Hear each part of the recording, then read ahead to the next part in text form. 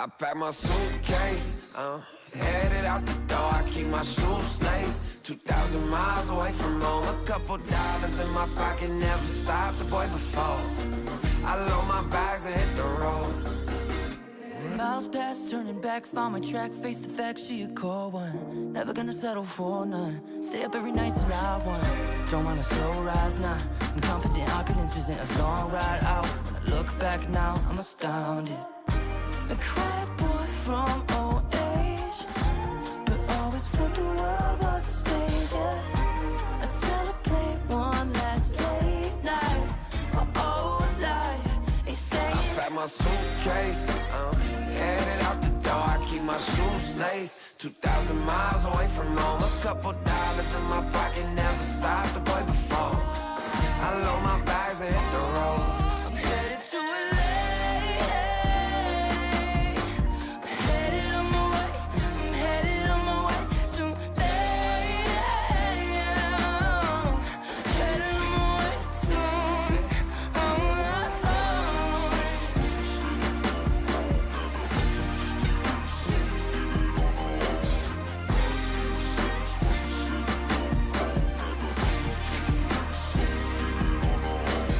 Couple thousand miles, throw it on the dash. Shit, the 10,000 hours, can't let them pass. Yeah, well, I was putting time in, you was pulled up wildin'. You always had shit to say, now when I see you, it's silence. Thought I'd have a Grammy by 25. Commas after commas next to dollar sign, yeah. Remind myself why I'm living this life. Look at all the late nights, it'll all come in due time, yeah. Made for the fight, for the pain and the climb. Tied to the life I chose. Stay through the night, another day, not a dime. Race against time. I couldn't just lay by and wonder what I could have made mine. I'm closing on the moment, no one's gonna hold me down. I pack my suitcase, headed out the door. I keep my shoes laced. 2,000 miles away from home. A couple dollars in my pocket, never stopped the boy before. I load my bags and hit the road.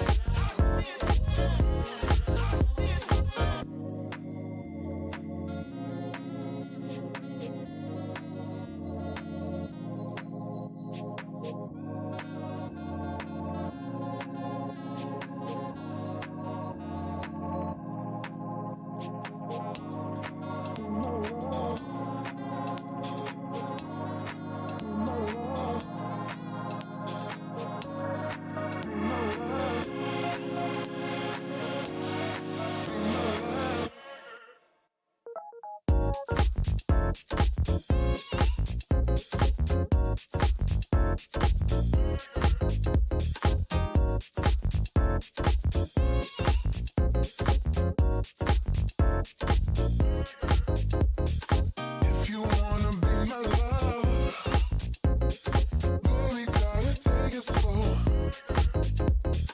If you wanna be my love, I'll show you what you wanna know.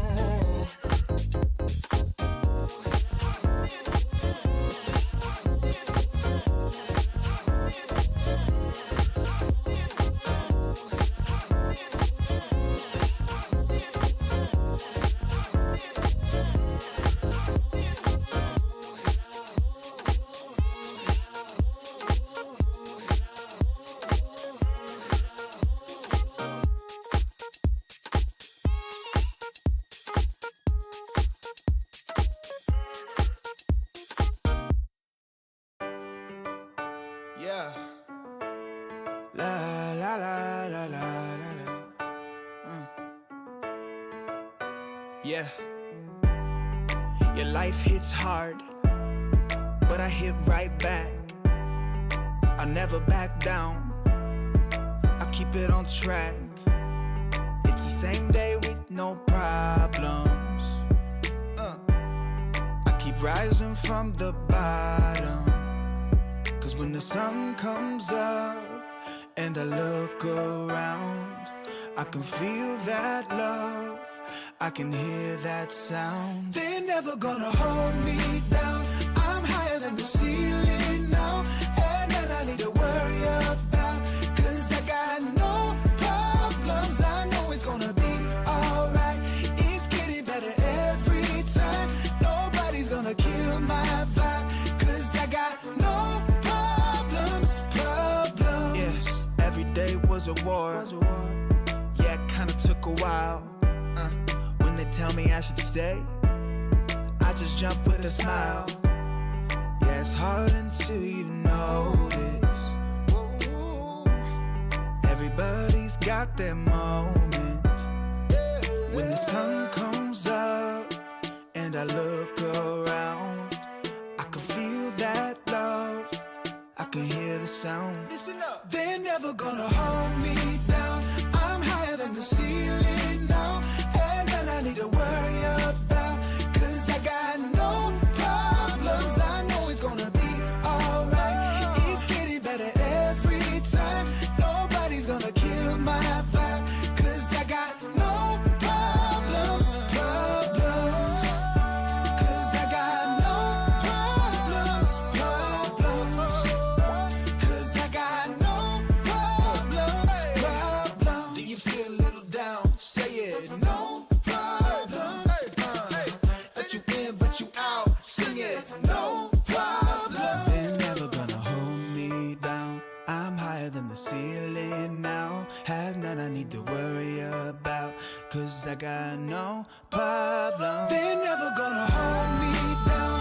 I'm higher than the ceiling now. Had none I need to worry about, cause I got no problems. I know it's gonna be alright. It's getting better every time. Nobody's gonna kill my vibe, cause I got no problems. We're not the only ones. We're not the only ones. We're not the only ones. We're not the only ones. We're not the only ones. We're not the only ones. We're not the only ones. Days gone. I won't waste another one. Oh, that darkness, it won't set me back again. Oh, I'm not asleep or awake. I won't let the future escape.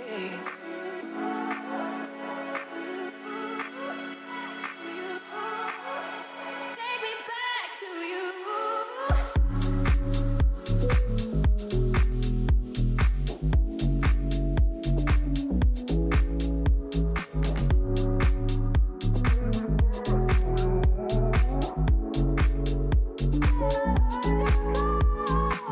We're not the only ones. We're not the only ones.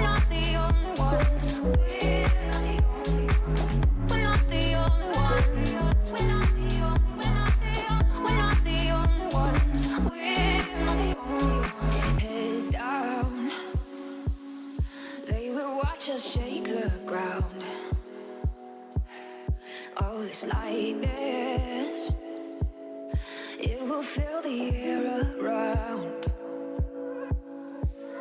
Oh, I'm not asleep or awake. I won't let the future escape.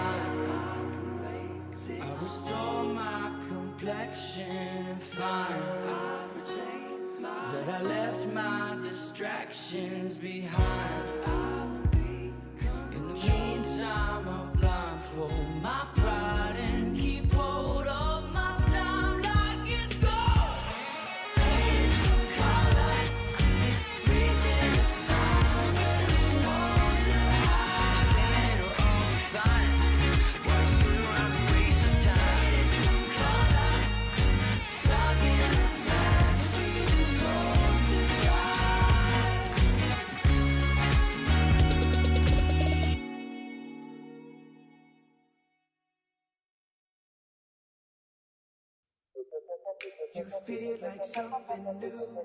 You feel like something. You feel like something new.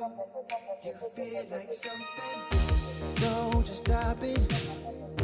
Doing what you do. When I lay back, holding on to you. Ooh, ooh. Feel like something new.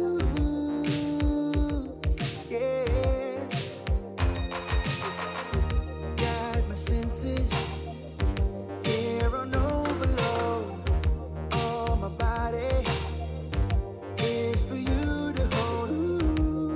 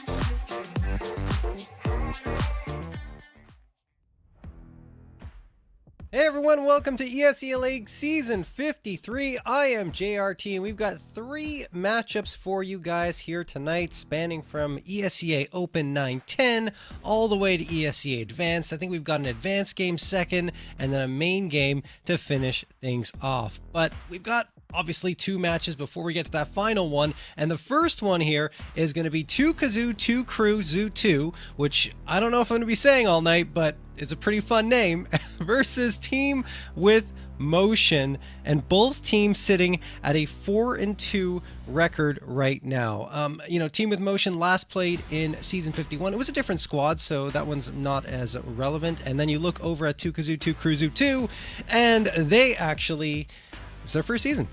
Brand new players coming through, getting together. That's the whole point of ESEA League, right? You know, you start playing Counter-Strike, you really love it, you get to face it level 9, 10, and then you say, okay guys, let's get a team together, let's get going, let's begin climbing the ranks to try to get all the way to ECL. And we're going to check out that veto now to see what map these guys are going to be playing on. Both teams, as I mentioned, doing pretty well for their first seasons in Open. And yeah, it's going to be Mirage. The classic Mirage. Kind of expected this one, given the fact that both teams have played it 3 times so far this season. Team with Motion, a little more success on the map, of course, than 2 Kazoo 2 Crew Zoo 2.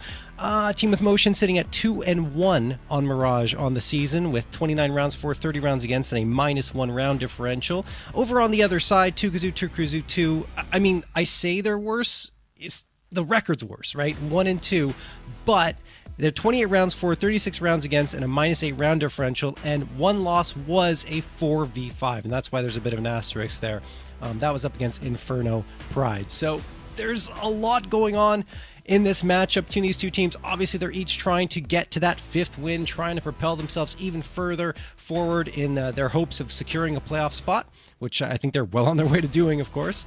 And talking about a few players to highlight here on each squad, over on the Team with Motion side, you've got Steez, who's played every single game so far, 6 games played, with 82 frags, and also has, I believe, ADR of 76.6. But above him is You're Awful. That's his name.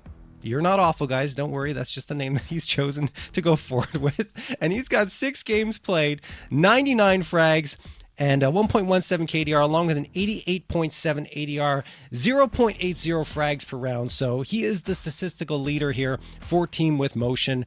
And then you look on the other side at 2 Kazoo 2 Crew Zoo 2, which I've managed to say quickly, which is good because we might have to say it a lot throughout the match. Or I could just call him 2KZ2, but I feel like that one might even confuse me further. But either way, Breezy W is the one to keep an eye on there. He's played in all 6 games, 118 frags, a 1.49 KDR, and 0.95 frags per round. He leads both sides in all of those categories. So definitely Breezy W, one to keep an eye on. And the other player is Comet G, who's right behind Breezy W, actually, looking at 106 frags, 1.37 KDR, 93 ADR, which actually is close to leading the team. It's actually Kaylin who leads the team in that category with a 94.3 ADR, and also looking pretty good at a 0.86 frag per round rating. So that's the 2 players I would say on each side to keep an eye on. Honorable mention on the side of 2 Kazoo 2 Crew Zoo 2 to Kaylin, as I just kind of alluded to, because he's the ADR leader and the headshot percentage leader at 52% headshot. And on the other side, you've got Abdul, 4 games played, hasn't played all the games with Team with Motion, but he's got 1.33 KDR, which actually leads the team, and 100.2 ADR, same story there. So I'd say, I think if Abdul's playing, right, because we never know necessarily what rosters we're going to get at the open level. Sometimes, we get a few players jumping in and out depending on their availabilities, which is normal. That's why you have a bigger roster at the open level. And then as you move forward up the ranks, you get to main and advanced, and eventually ECL, your roster is stabilized. You know who your starting 5 is going to be day in and day out. But right now, they're kind of trying to form that. And I think that's why we're going to see maybe some different players coming through. But either way, I'd be very surprised if Breezy W, Comet G aren't playing for 2 Kazoo 2 Crew Zoo 2. And on the other side, You're Awful and Steez should be there as well. And in fact, we already see You're Awful in the server. I don't see Steez, so we'll see if that's going to be the case as we're checking out the warm-up. Just waiting for, I believe, one more player. Just checking the chat here. Hey, Oso Dank, how's it going? Oso Dank the best admin, I would say, in North America. No questions asked there. And I love all the admins, though. But also, now you got a special place in my heart. No question, man. GH Freak, JRT in the house. Yeah, thank you, GH Freak. Yeah, this is going to be a fun one, guys. I love doing these matches, honestly, because this is how I started my own career, right? It's not just the players. I started my career casting open, casting advanced, casting main. I was casting before advanced even existed. So I was casting the main matches and, you know, just jumping in there. And it brings me back to my roots. So for me, this is actually a lot of fun to jump into and get done. And I think for the players as well, you know, I think it's fantastic that that ESEA is going to be, that ESL and ESEA are doing this to give coverage to these players that get a taste, you know, of what's to come if you get to ECL, because that's when you're going to get a lot more coverage and your team will be, you know, on the main stage pretty much in terms of streaming anyway, in the ESEA level. All right, we're just waiting to get started here, guys. Looking at the amount of rounds played for both these teams, actually fairly similar, right? If you're looking at 2Kazoo, 2Kazoo 2, they played 123 rounds of Counter-Strike over their 4-2 record, and the same thing for Team with Motion, just 1 round more at 124 rounds played. If you're wondering what matches are coming up next, guys, we're going to have, I believe, Advance next, and that is going to be Mega up against Anti-Grind. Those teams are struggling a little bit in their first, well, yeah, it's their first seasons being promoted to Advance, which is kind of normal. You know, when you make that jump, it's never easy, right? to go even from open to intermediate or intermediate to Advance, you know, like those jumps are significant. And I would say the biggest one you're going to encounter is Advanced ECL. Advanced ECL is like it's like jumping into, it's like going from the amateur leagues to the semi-pro, and it's really quite the jump. I'm trying to think of another comparison in sports, but it's not coming to mind right now. Just trust me, when you get there, you're gonna feel it, and you might have a bad season when you first jump into it, but it doesn't matter. Like that's normal, you know. It's the growing pains of going through any jump in division. And then finally, I'm blabbing along here, but finally, the last match is going to be Master 1 up against BigBrain, No Aim. That one is going to be main. Excuse me. Did I mix it? Yeah, no, that's right. That's main. 2 undefeated teams in main. So we've got a lot of interesting matches coming up today, guys.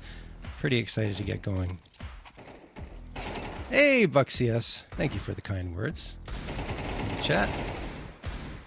Dust map equals successful veto. I do love me some Dust. Grew up playing Dust 2 and Dust 1. Dust 1, guys. What happened? Why don't we play Dust 1 anymore? Why does Valve forsake us by taking away Dust 1? I personally loved playing that map. It's part of the, if you're as old as me, which, you know, played back in the early days of before 1.6 even, Dust 1 was like the DNA of Counter-Strike. If you didn't play Dust 1, you didn't play Counter-Strike. Like, that was the map. And then Dust 2 kind of took over eventually as the next evolution of Dust. But even then, like that initial layout that Dust 1 had with, you know, the underpass going in there, and then, you know, just the classic spots of sniper nests and everything. Anyway, I again, like, I'll stop talking about that, guys, and we'll go on here and jump into the action, because look at this. Everyone is ready to rock here. Team with Motion. Their roster today is going to feature Your Awful Suburba, GTR V-Spec, Easy E47, and Abdul. And on the other side, we got Comet G, Breezy W, Kalen, Age, and Native, excuse me. And we go into the knife round. Everyone getting going. And as I mentioned, sometimes the team's a little bit different. Looks like Steez will not be playing today, but we do have Abdul, who I've also highlighted as a player who's been strong. In fact, I think he's played in the last 4 games in a row for Team with Motion, so it doesn't surprise me to see him here in the 5th. And you look on the other side, Breezy W, Comet G, Kalen, all 3 players that I mentioned are here. And I think Native might be the only one that hasn't really played that much on the roster, but I'm not 100% sure about that. I know Age has played quite a few matches already.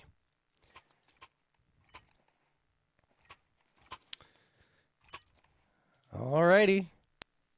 Off we go. Team with Motion, 2 Kazoo, 2 Crew, Zoo 2. Mirage is the map. Both teams have played it 3 times.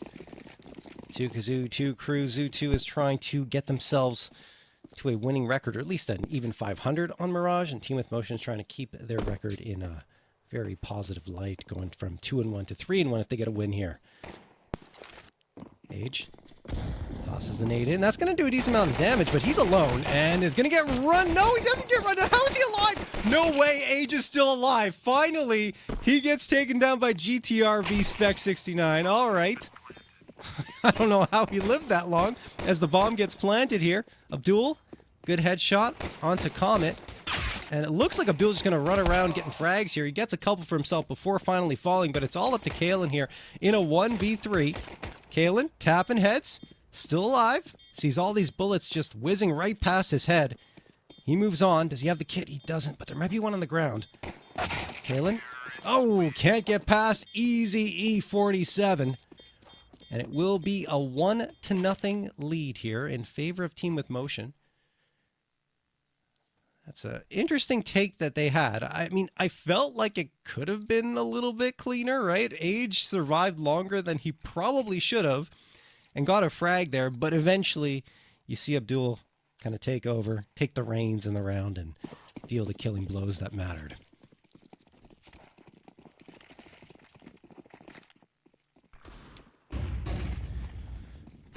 We move on. Round number 2. Nade's going to sail in here towards connector. Abdul running up, getting towards that bench and likely into window. He's already there as we switch gears to check out what's happening at the B site. Age sees the bodies but can't do anything about it at all. The rifle's just overpowering him. This is a full-on eco here coming through from 2 Kazoo, 2 Crew. Flashbang thrown, and good job by Team with Motion. I mean, they figured out that the stack was towards that B site, and they said, okay, let's send it back to A and get this bomb planted down. Suburba, ooh, has to be careful there. It's dinged from the USP. Abdul's waiting to get that rotation taken out, and he does. There's native gone. It looks like, okay, well, Suburba dropped here, so that's a rifle on the ground. I don't know if it's going to matter.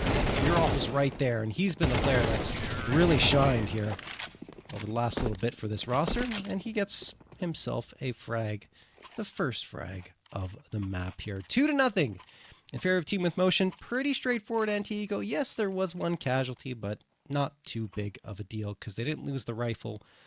And it's not going to be carried over here by 2 Kazoo, 2 Crew, Zoo 2. A1S's across the board for the Kazoos, the Kazoo crew.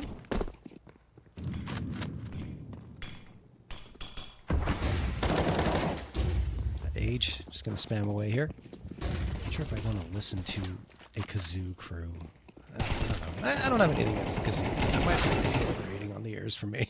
Breezy, going to get the first here. Maybe I do have something against the Kazoo. Now that I say that. Anyway, Kalen going to get one, and Comet is going to get the follow-up. Nothing doing at all here for Team with Motion on their bonus round. Age, last one Suburba, last one standing up against Age, and he will actually fall to Comet, who comes around that right corner. That'll do it. Pretty clean win here for the Kazoo crew, as they will win their first buy-up. Very nice for them. Again, like looking at the stats, I would say this likely leans towards 2 Kazoo, 2 Crew, Zoo 2, just because of how good Breezy and Comet have been so far this season, and Kalen as well. Like, these guys have really been insane, I would say, at the open level. We'll see if that continues here into this match. Kalen's already pushed out right outside of connector. The smoke pop is good, and there's the headshot onto Kalen. Trying to get the trade his Age, but he can't do it, and Breezy W drops as well. Look at the damage done to Suburba and GTR V-Spec. I mean, these guys are just on borrowed time. Native catches Suburba rotating around. That's a very aggressive position for him. Upgrades to an AK. Maybe a chance here for 2 Kazoo, 2 Crew to come back, but now with that frag by Abdul onto Comet G, Native's going to have to do work. There's one. They don't have to chase him. They don't have to do this. They continue to do it. Native, is he going to win that battle? Because A just won an important one, finally gets dropped, but Native has to deal with this player. Of course, just realizing the bomb is down, so they had to come back. No choice. left it behind towards spawn, and they will still get the frag as You're Awful finishes off Native. 3-1 in favor of Team with Motion. So 2 Kazoo, 2 Cruzu, 2 after getting that opening round, or excuse me, getting that first round victory for themselves, cannot convert a second in a row. Money should be pretty good because they won that one pretty cleanly a couple of rounds ago. And yeah, there you go. They're going to have 3 M4s. Problem is they still haven't been able to buy up an op. So that's going to hurt Age's chances of getting those sniper frags. But he does have the scout in his hands. And Native with the MP9. So we'll see if they can make that one work. But Team with Motion, trying to stay in motion, be active here on this T side.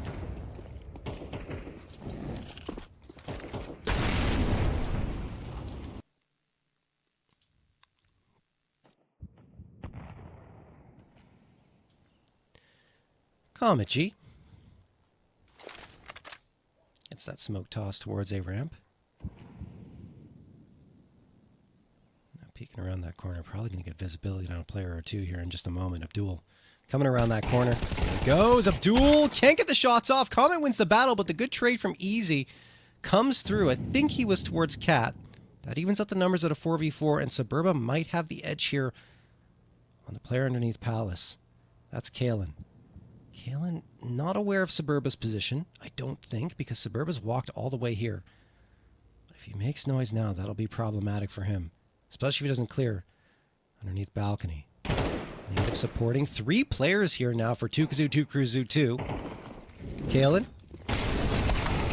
spamming away, doesn't get anything done. That will make things more problematic. Good util usage here from Team with Motion as well. The Molotov for under Valve and one thrown towards CT really isolates all the fights. Native going to have to do some work here. There's an M4 in front of him, probably tempted to pick that one up, but I don't even know if he's going to get the chance. He won't.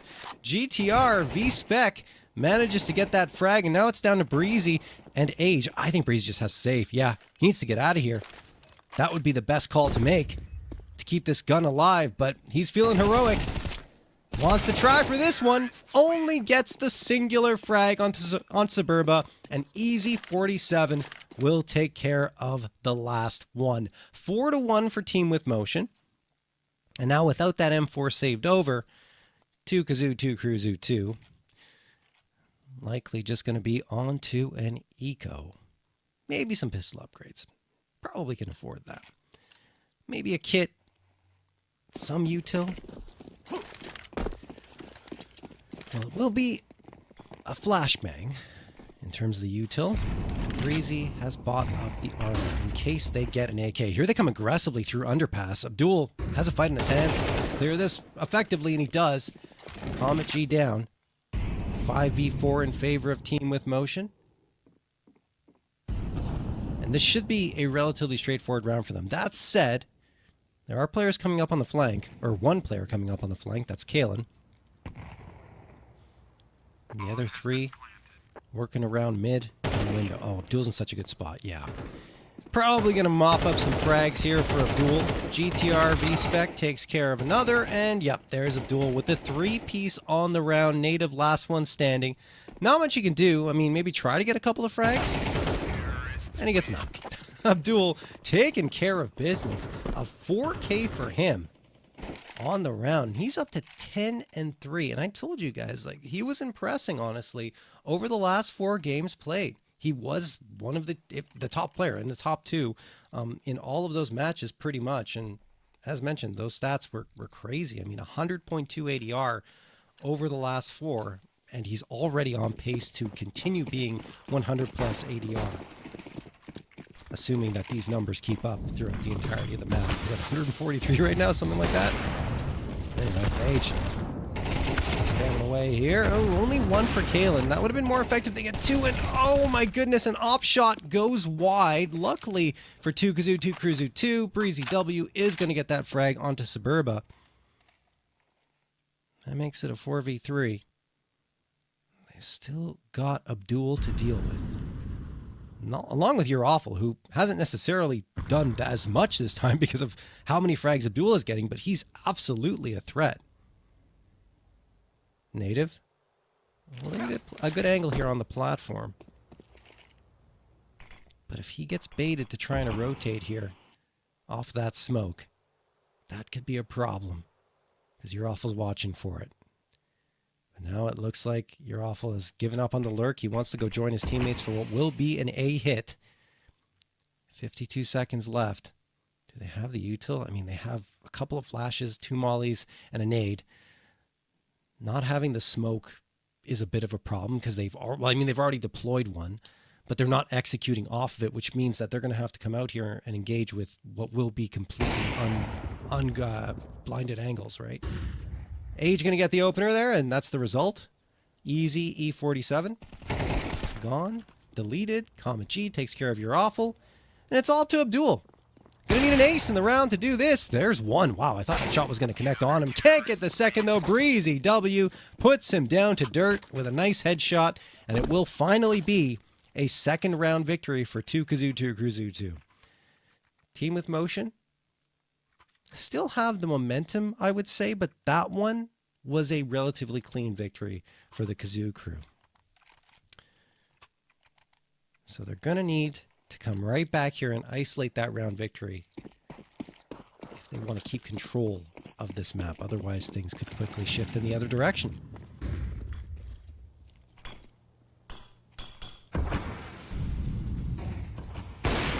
Smoke there for window. Age, yeah, fires a shot off, but that was in the blind, so nothing gonna happen.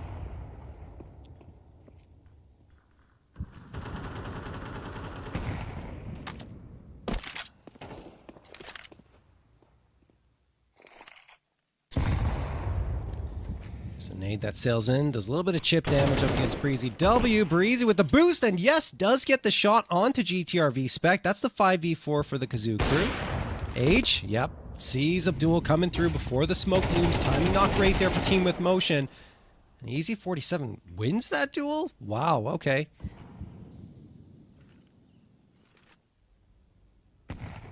Oh, excuse me. Suburba was the one who went down. That happened so quickly I didn't realize. Age is going to get that frag onto Easy 47. So that leaves your awful. Oh, goodness. No chance at all with his barrel showing around that corner. Native going to get the final frag. And it will be a third round picked up for 2Kazoo2 Kazoo2. That one was even more convincing than the previous one. So Team with Motion now having to go onto an eco for, I believe, the first time. Yeah, it's the first time in this map so far they've had to do this. And it will only be a couple of Tech 9s, a Deagle, and a Nade bought up. I think, yeah, 4 players have body armor, and there's another Deagle that's purchased up a little late, and then armor that's sold. So kind of going back and forth in their decision making here in order to balance their economy out for a buy-up in the next one.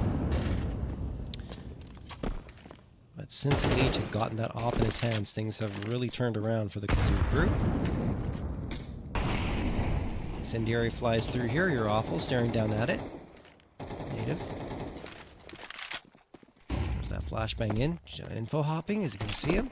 He does. Okay. Information is there, so they're probably going to get some more util tossed up in that direction. Kalen only gets one. Traded out immediately by some sharpshooting from GTRV Spec on the P250.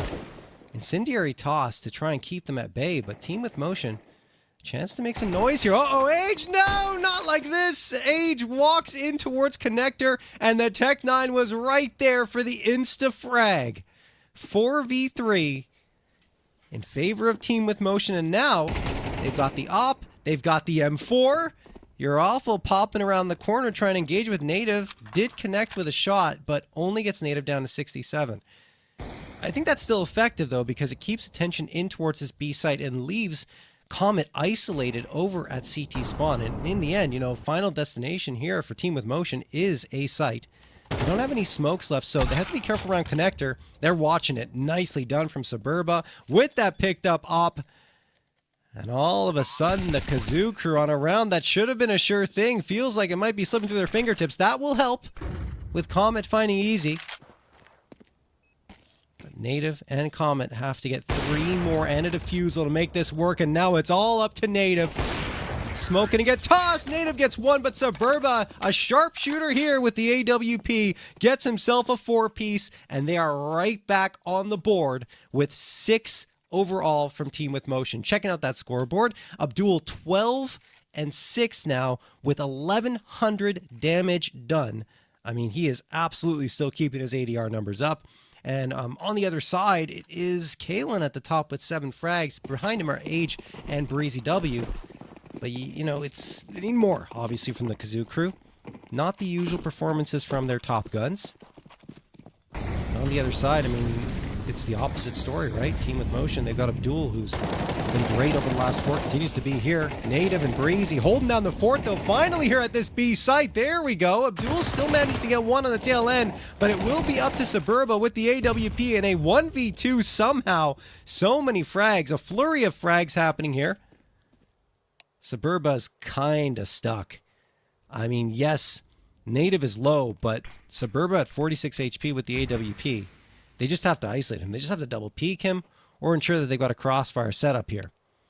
Oh, this angle's so good for Breezy. He's going to walk around and have a freebie. There it is. No! Breezy doesn't get the frag!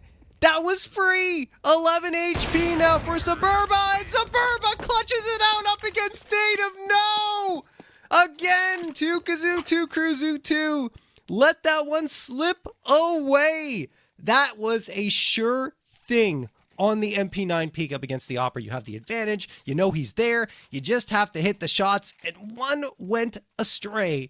And that was the difference maker. Then Suburba comes back and clutches it out with the Op for a second straight round. So, Team with Motion, going to get up to 7. This one could be a lot closer, though, honestly. 2 Kazoo, 2 Cruzu, 2. Going to be looking back at this first half, thinking what could have been. Suburba with the Op has been just absolutely lights out incredible. Easy. E47 moving through. Yeah, they're just going to take care of business here up against these pistols. Not struggling at all. Our Team with Motion here on Mirage. Native is going to get one. Nice shot, but that's only one. Nothing more he can do. And now you see Kalen trying to slip through into Palace here. He doesn't have the kit, but he's hoping that he can just disrupt a little bit or enough to maybe get some frags, which would assist, obviously, with the economy not really stabilized there for Team with Motion. And maybe slip through and try to get a 10-second defusal. It's not going to be easy, and no. It will be easy. Who gets the frag? Over on Kalen. 8-3 in favor of Team with Motion.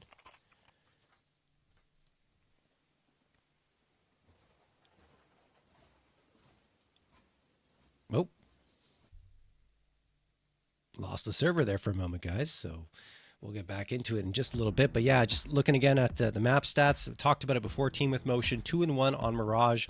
You know, they have that winning record versus 2 Kazoo, 2 Cruzu, 2, 1-2, despite the fact that if you look at the stats, if you look at the numbers, it feels like, at least on paper, 2 Kazoo, 2 Cruzu, 2, they've got the better team in terms of raw firepower. But that's not always what gets you the wins, right? It's sometimes the strategies and the overall cohesion and chemistry between your squad that can make a difference. You don't always need to have those 2 players at the top shining above the rest.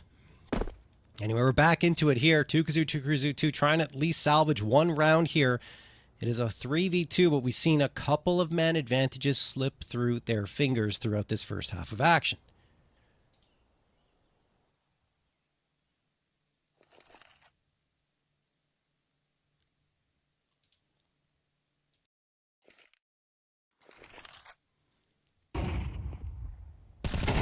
Toss. That wasn't great. Team with Motion flashing their teammate there. The timing was off, and Age will get a freebie as a result. You're awful. Last one standing. 45 seconds left. Does have the bomb on his back, but the odds indicate that this is a very unlikely chance of victory for him. Going towards the A site, which is probably the worst choice of the 2 sites at this point, with everyone being in the vicinity. Although Breezy did rotate. 19 seconds left. There's just no time. I mean, there's just no time for him to deal with these players and also get the bomb plant. Spamming away towards stairs. Yeah, probably done. There it is. Age going to get the last one. So at least a 4th round comes through there. But you see between that 12th round and I'd say the 9th or 8th round, there were opportunities there for 2 Kazoo, 2 Cruzu, 2 to make it a much closer affair. So let's see if they can recover once they switch over to their T side, which will happen right here. Last pistol round, it went towards Team with Motion. See if 2Kazoo 2 Cruzu 2 can change that in the second half.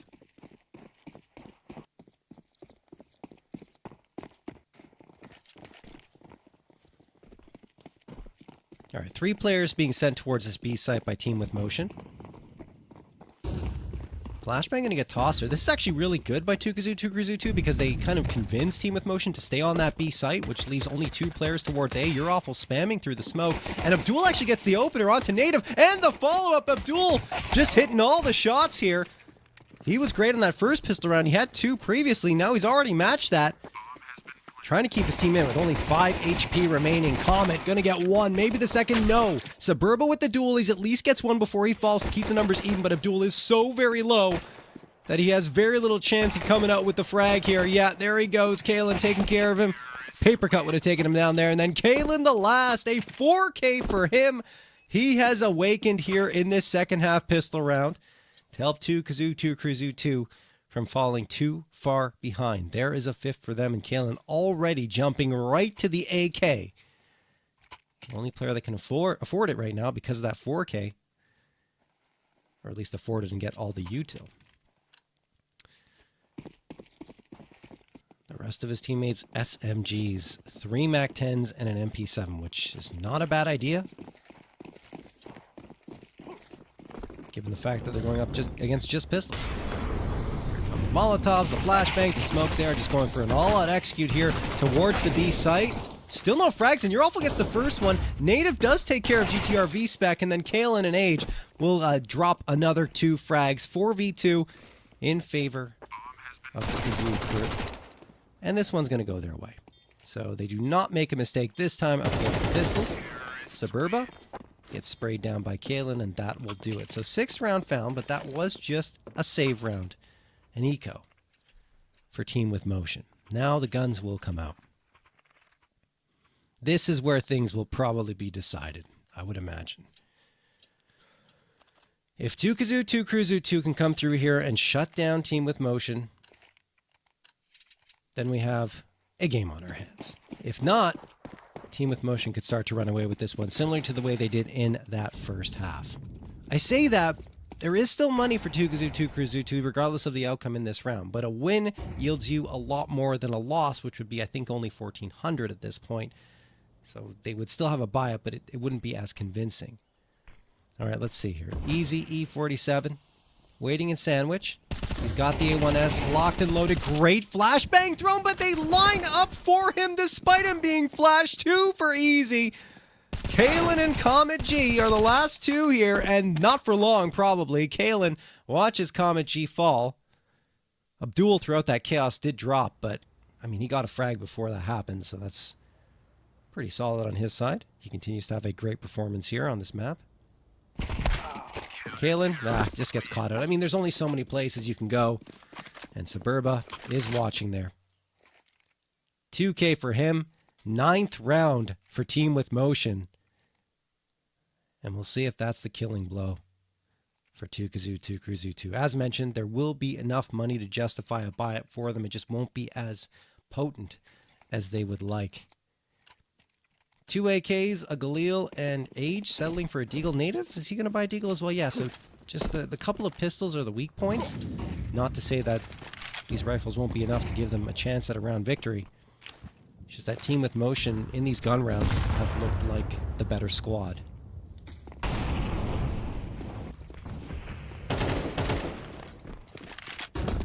Kalen walking out here. There's the first for Kalen. Uralful gets the trade on back, but I mean, 2Kazoo 2 Cruzu 2 are just fantastic here at taking this B site, and they are going to eliminate everything in their way. Suburba and Easy E47, last 2 standing. They might want to save. Yeah, they're going to call for the save. That's the right decision to make. Sometimes, especially at the open level, you really want to be the hero. You really want to just go out there and say, I don't care, 1v4, 1v5, let's go.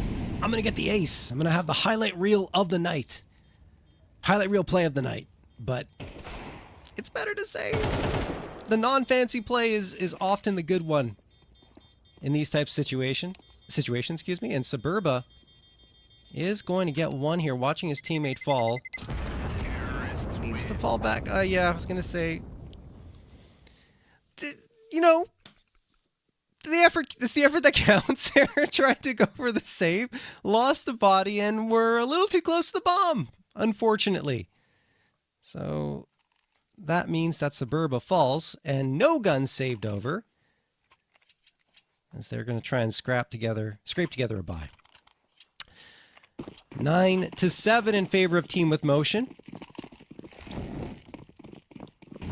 Feels like that B site has been going so well for 2 here in the early goings of this half that I believe that they're going to try and continue to abuse that until it doesn't work. Because when they went to the A site was when they just got demolished.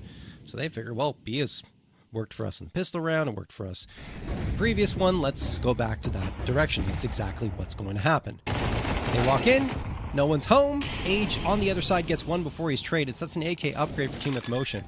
But at this point, without any positioning at all towards this B site, I don't know. I don't know if it even makes sense to try for this.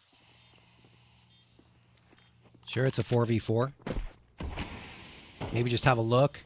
Just that so much time is going to burn off the clock before you even manage to see a single player.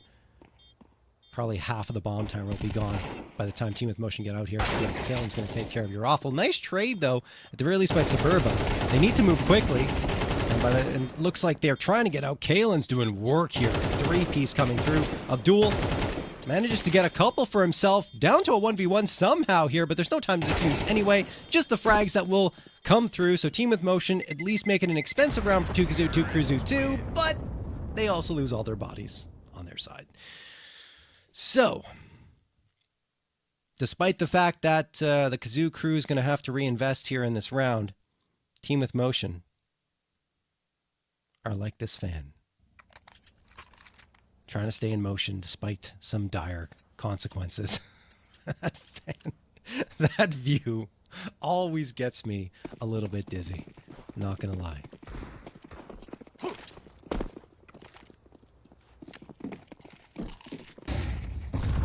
Two MP9s, 3 pistols, and already 1 body gone. Suburba does manage to get a trade onto Comet G, and they're not clearing under balcony here. Abdul gets 2, still alive. Finally, Breezy W takes care of that, but now it's down to a 2v2 because of the efforts of Abdul there under Balk.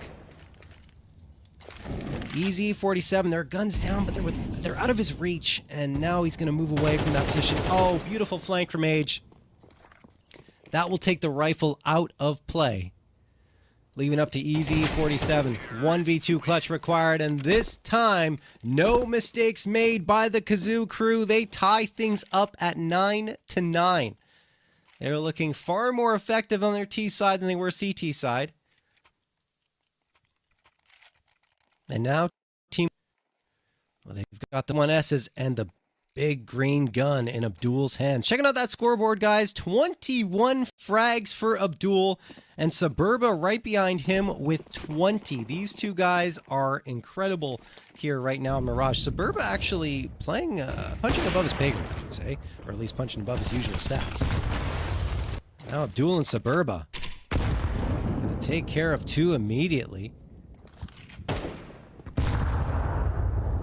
You see on the other side for the Kazoo crew, it's pretty much just Kalen at the top, and then Age 5 frags behind at 15. 3v3 after all that initial action takes place, and the B site has been taken by the Kazoo crew. Bomb planted. You're awful.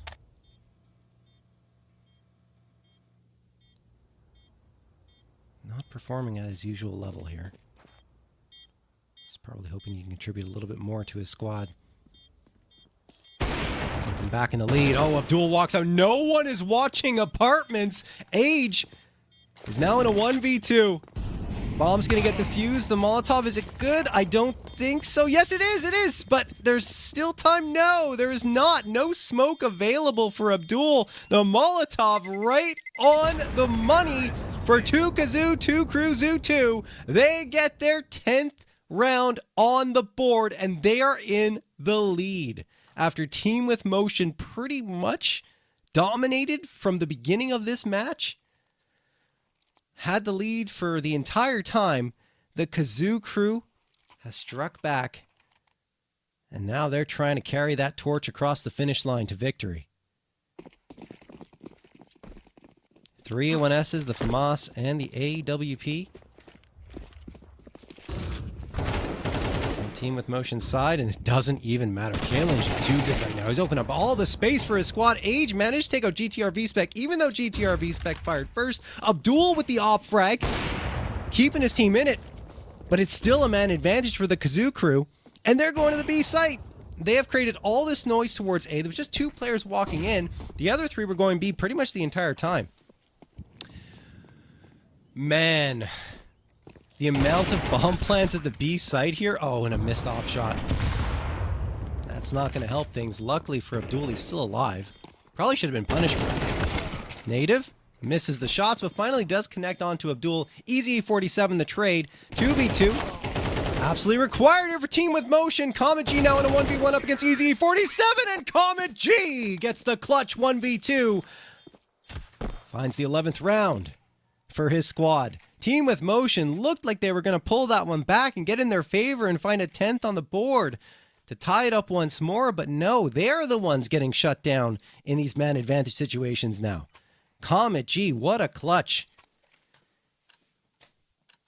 He's a player that's usually coming out with strong performances, and I mean, despite the fact that he's not necessarily in that top 2 right now, that is a big play for him to get. Suburba smoking to get tossed here.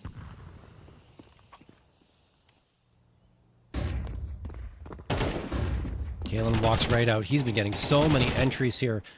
Doesn't manage to get anything on the opening look here, and does actually go down to Abdul, who finds himself a 2K. Breezy W gets 1. They're trying to go back in towards this B site. It might still work, but Easy 47, yeah, no, he's the last one standing now as his teammate goes down. I was going to say that. A crossfire and Age with the shot from the AK in midair will get the space he needs to at least find a bomb plant. Another 1v2 for 2 Kazoo, 2 Cruzu 2. This might be too tall of an ask. Oh my goodness, Age, what a tap to the head of GTR V-Spec. Now he's made it a 1v1 against the top player in the server. Abdul at 28 and 15, and Age at 21, trying to get an important 22nd, and he will find it.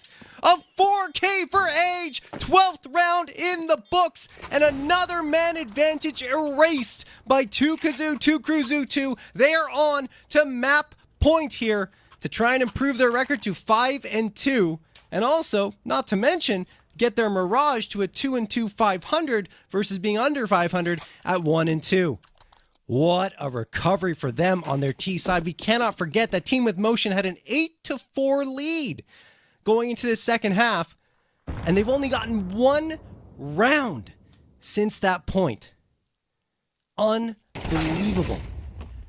An 8-1 run here for 2 Kazoo, 2 Cruzu 2, and they might end it at a 9-1 run to get the win with that opening frag found in the buy-up's not great for Team with Motion. 2 MP9s, a UMP 45, and an A1S remains on their side. Native takes a little bit of damage from that incendiary.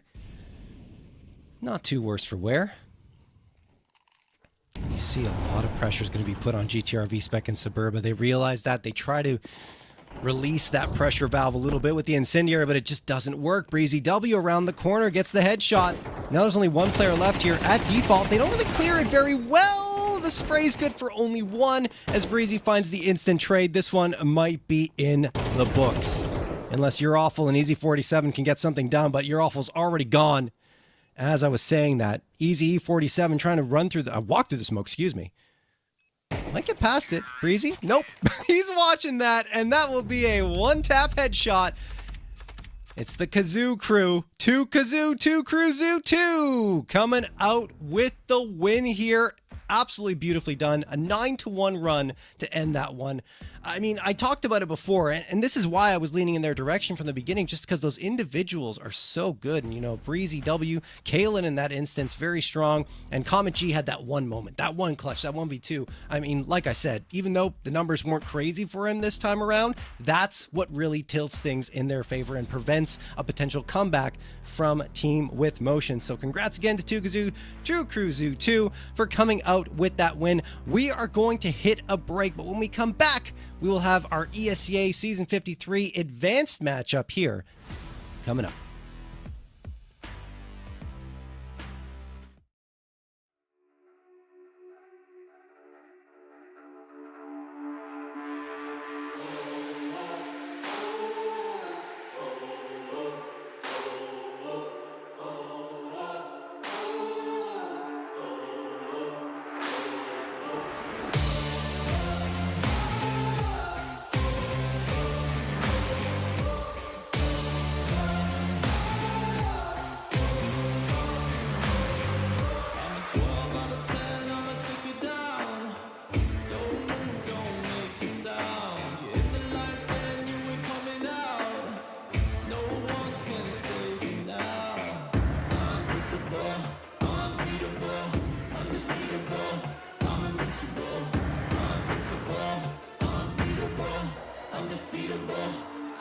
I'm bulletproof, don't ever lose. Put the evil in the devil and I'm letting loose. I'm an earthquake, make your bones shake. There's no question I'm the king, I always dominate. A force to be reckoned with, better remember it. Look at what I can do, walking all over you. Incredible, it's criminal. I never lose, I'm bulletproof.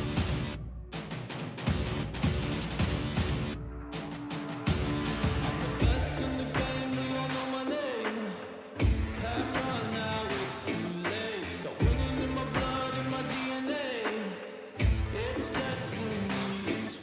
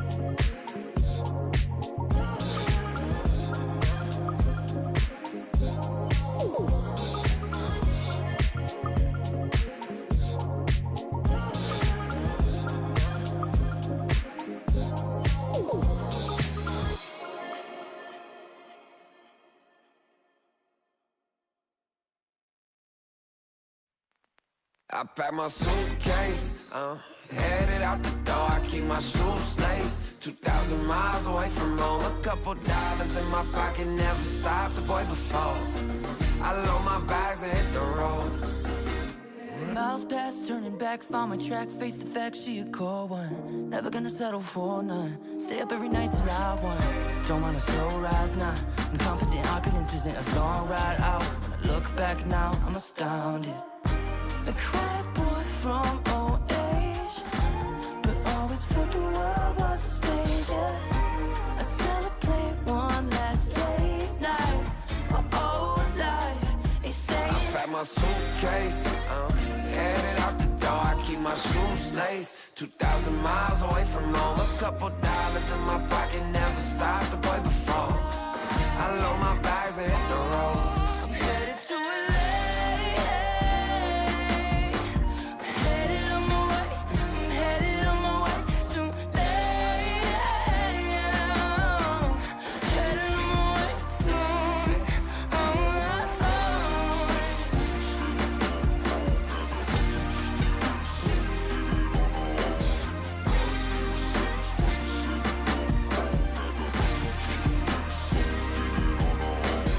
Couple thousand miles, throw it on the dash.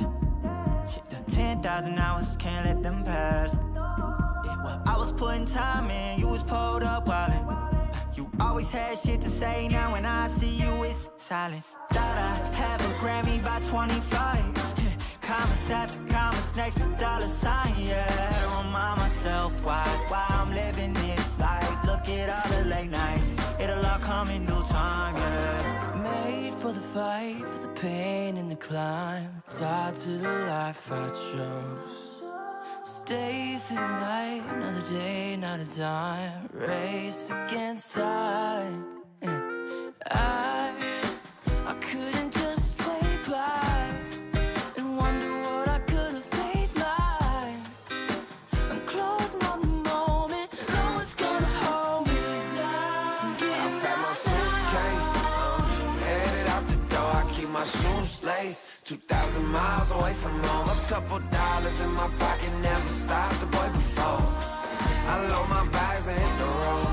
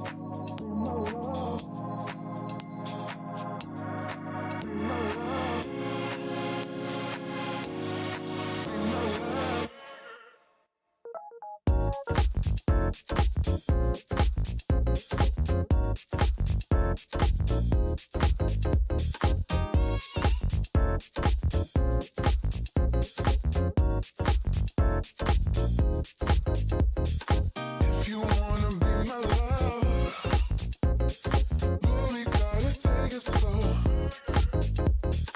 If you wanna be my love, I'll show you what you wanna know.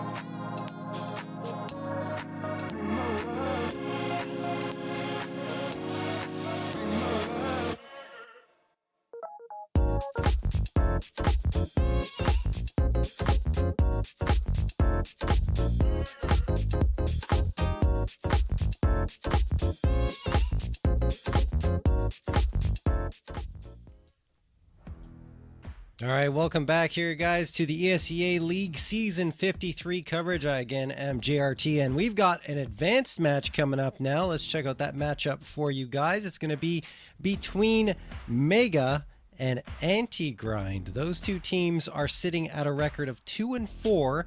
And, well, I mean, look, they're having those bumps and bruises that usually happen after being promoted. They had, actually, both of them excellent main seasons last season. Finished, I think it was 4th, for Mega in playoffs at a 5-2 record. And then on the other side, Anti-Grind 13th to 16th place with a 4-2 record. That was enough for both teams to find their way to advance, but each one is having their ups and downs, as you would expect after being promoted. On the side of Mega, I would say that maybe a little bit more of an extreme down for them. Mirage has been brutal. They've only got 8 rounds over their 2 times they've played it combined and have a minus 18 round differential there. But when you look on the other side towards Anti-Grind, they've actually been close in pretty much every single match that they have played. 5 of 6 of their maps have gone 24 plus rounds, with 2 of them going to overtime at 29 rounds. The other match that didn't go 24 rounds went 21. So their record of 2-4 could easily be swapped around in the other direction, or even better than that, right? Just finding a round here or there in any of those 5 close matchups. So I think that if you're looking at it, probably on paper, Anti-Grind is a team that's really been very effective since their promotion to advance. They just haven't been able to find that little step they need to take to get across the finish line, versus Mega that has had some more significant struggles. But they're still effective too, don't get me wrong. And in terms of players to highlight, well, we'll get back to that, because we're going to check out the veto here and see which map we end up on. Mega's been a team that's actually embraced Train, so I'm maybe expecting that to come through, and okay, well, it did not, sadly. It's going to be Mirage. I still haven't casted Train, guys. I mean, it's crazy that I haven't gone through and gotten to cover that map yet, but eventually, I imagine that will happen. But Mirage is coming through, and like I mentioned before, Mega not doing well here. 0-2 with only those 8 rounds for. But on the other side, Anti-Grind also sitting at an 0-2 record on the map. The thing is, you look at the score, the rounds for and rounds against, the round differential, it's a lot closer on their side, sitting at a -5 round differential, 24 rounds for, 29 rounds against on their side. And then the OT loss was 13-16, right? So I think that probably a little bit more in favor of this Anti-Grind side. You also got 4 players on the team in the top 1,000 on Faceit: Knifey, Myline, Jumble, and Abby. I'm not sure if we're going to see all those players in the server, but one of them I want to highlight a little bit more. In fact, one of them from the top 1,000 anyway is Knifey. He's got 124 frags so far on the season, a +22 kill to death differential, and a 1.21 KDR, along with a frags per round of 0.82. Behind him, who's actually not in the top 1,000, despite the fact that his performance has been very good this season, is Destro. 127 frags, leading the squad. A 98.7 ADR also leads the squad there, and a 0.84 frag per round, just slightly ahead of Knifey by 0.02. But those 2 guys, certainly 2 players that you're going to have to keep an eye on here in the server. And again, for me, just Anti-Grind are a team that their record is a little deceiving. On the other side, Mega players I want to highlight: Say You Will. All 5 games played so far for the squad. He is the statistical leader in pretty much every single category. 78 frags, 0.98 KDR, 84.6 ADR, and a 0.79 frag per round rating. So this is a player that will absolutely need to be on top of his game if Mega is going to have success here. And then behind him, he's got good support, but still he's kind of like that lead. He's that leader leading the charge. Like, he's the one with the pitchfork at the front, and he has to make sure he's just driving it through multiple players in order to get his team going. Versus, I mean, look, like I said, Cobalt and Fizera, excuse me, I just had to figure out how to say that. Cobalt and Fizera are the 2 players that are also pretty effective, 60 and 62 frags respectively, and they're sitting in around the 70 to 75 ADR range. And also 0.60 range in terms of frags per round, but it really is like they're the supporting cast. Say You Will is the star, and he's the one who's going to need to shine for sure. Versus on the other side, I think there's more players. Like, there's more raw firepower on the anti-grind side, despite the fact that they ended up finishing lower in the playoffs, only by 1 win, but still, you know, I think that they've come up and shown themselves to be a difficult opponent to deal with, having been promoted to advance. So we'll see if that, all of that theory crafting is actually going to come true here on the server as we wait for everyone to get in here. And we'll see, do we have everyone I just spoke about? We have Naifa for sure. That's not a surprise for me on the anti-grind side. Destro should be here. If Destro's not here, that would be perhaps a bit of a blow in terms of the firepower side. But, I mean, you still have 4 players that are top 1,000 that can come in at any moment. And I think it's going to be Abby. And Abby, as I mentioned, number 600 right now in Face It. My line is playing as well, number 199 overall on Face It. So 2 very well-ranked players. And on the other side for Mega, we do have Say You Will.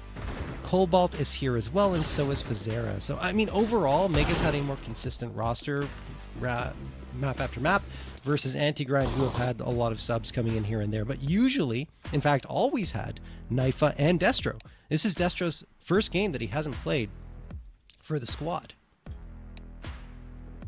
All right.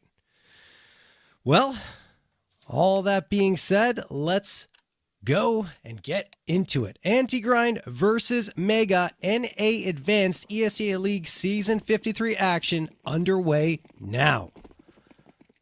We're in the knife round to decide who is going to come out and get to choose that side. Probably going to be CT side. In fact, it's almost always CT side that the winning team chooses. They're just going back and forth, neither one wanting to engage with the other. Finally, engagements come through, and it will be Anti-Grind. Looks like, yeah, absolutely. No chance at all for Say You Will. And Anti-Grind going to start on CT side, probably. Would surprise me to see them going on T side here. Probably just have to wait for that final restart before we get going. And I imagine that CT side will be their final destination.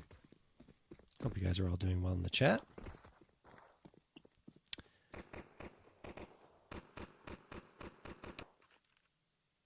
And there it is. Yes, Anti-Grind will in fact be starting CT side.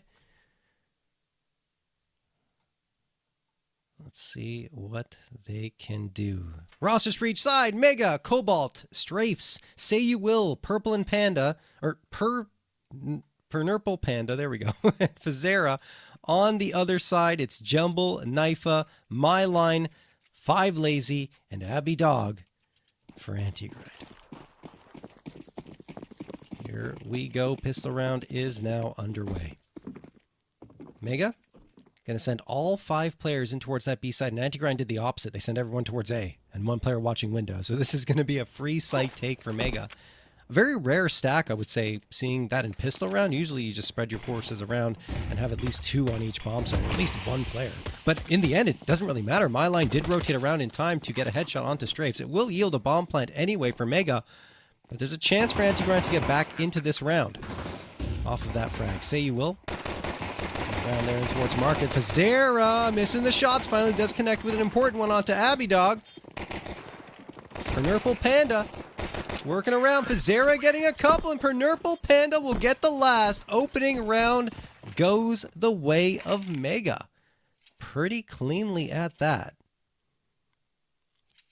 Just went to the right bomb site, honestly, just to break that one down. Just because of the fact that Anti-Grind gambles and stacks the A site, which could be in a read on the way Mega likes to play Mirage. I don't really think so. I think they just kind of took a chance and put everyone on the A site because they did that, and Mega did the opposite, sending everyone to B. I mean, yes, you do have a player on Market who gets a headshot and it's a frag, but I mean, it doesn't really matter in the grand scheme of things because Mega have full control of that B site, and that player's on the outside looking in, especially after those smokes are thrown. So, I mean, well done by Mega to use that utility they had in that pistol round to effectively isolate all of Anti-Grind, and after that, they just positioned themselves well to allow for no threats to really materialize at all.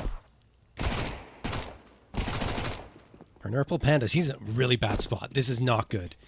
He needs to get out of here and get into the site, and he does. The rest of his team moving in towards A. Naifa gets the first frag. Will eventually get traded here.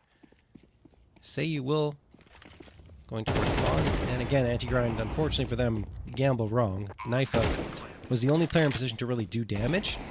And now, I mean, given the fact that it's just an eco, Anti-Grind are probably going to try and chase as much as they can and try to get the guns out of the hand of Mega.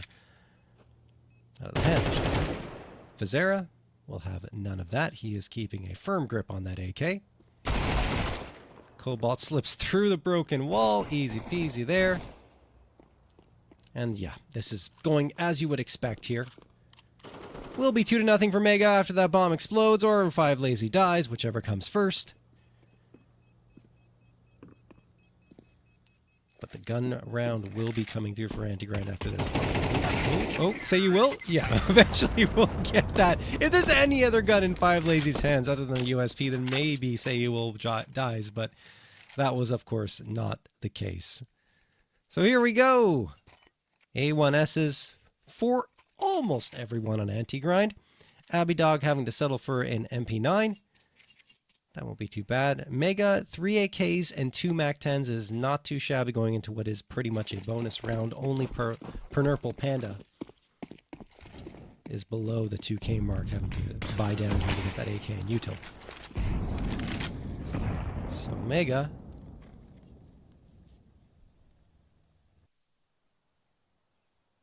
despite the fact that, on paper, Anti-Grind has been able to get more rounds for on every single map than Mega, and have been a team that's played pretty close Counter-Strike on every single match, they do have the early lead. We'll see how far they can carry this forward, though.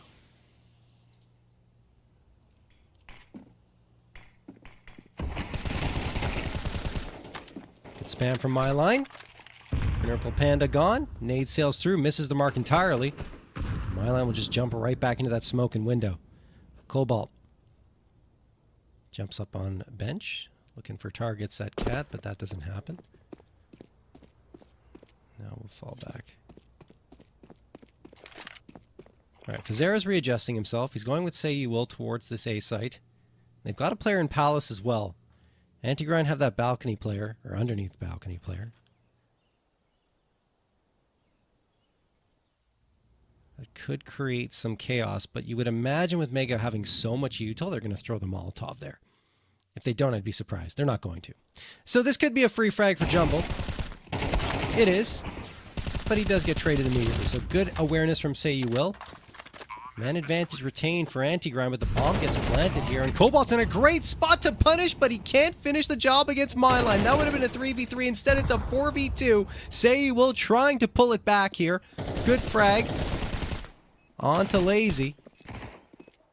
Back and forth we go, though. Still a chance for Strafes to clutch this one, especially with Myline down to 12 HP. There's the 1v1. A couple of headshots come through from the MP9 in long range, but Strafe still has the advantage with that bomb being planted. Abby Dog has to try and chase him down, and Strafes gets the edge. Flashbang thrown, can't finish the job with the shots. It is so messy here. Finally, Strafes gets it.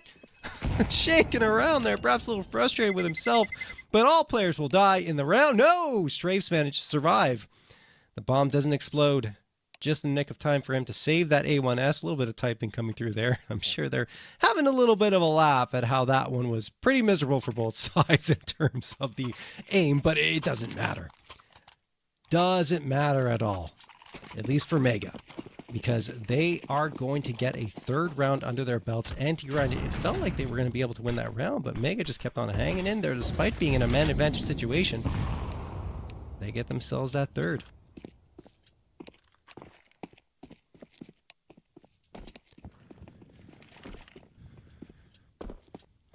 All right, Mega putting their foot on the brakes now. And this might be because this is a round that's going to be reset and restarted. Abby, unfortunately for Anti-Grind, has disconnected here. I'm not sure if we're going to get a sub or if this is just a connection issue.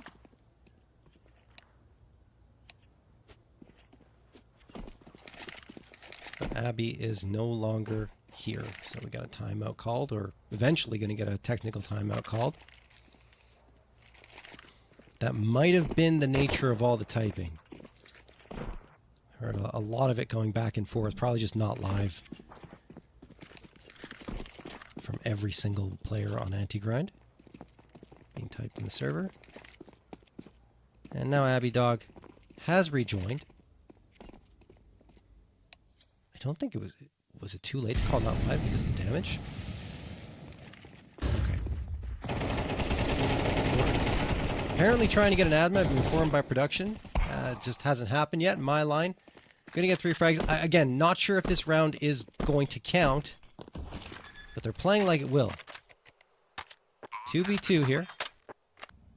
Lazy just hanging around here in CT spawn. Probably just going to save the MP9. Again, though. We'll see what the admin's decision is there. I don't believe that any damage was done. Like, I know we saw a few players that were low, but I don't really think that was from anything in the gameplay. As you guys saw, the round had barely started. So, gonna have to wait for a decision to see if this one will be replayed.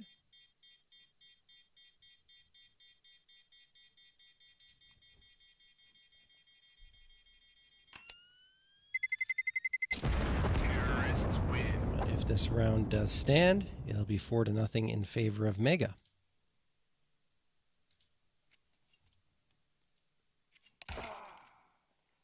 All right, there we go. Yep, so there's the admin. They've joined up. Looks like we're going to get a match medic, and we're going to start again at 3-0. Almost certainly, because that would just be unfair. Having a 5v4 when everyone called not live, you have to go back.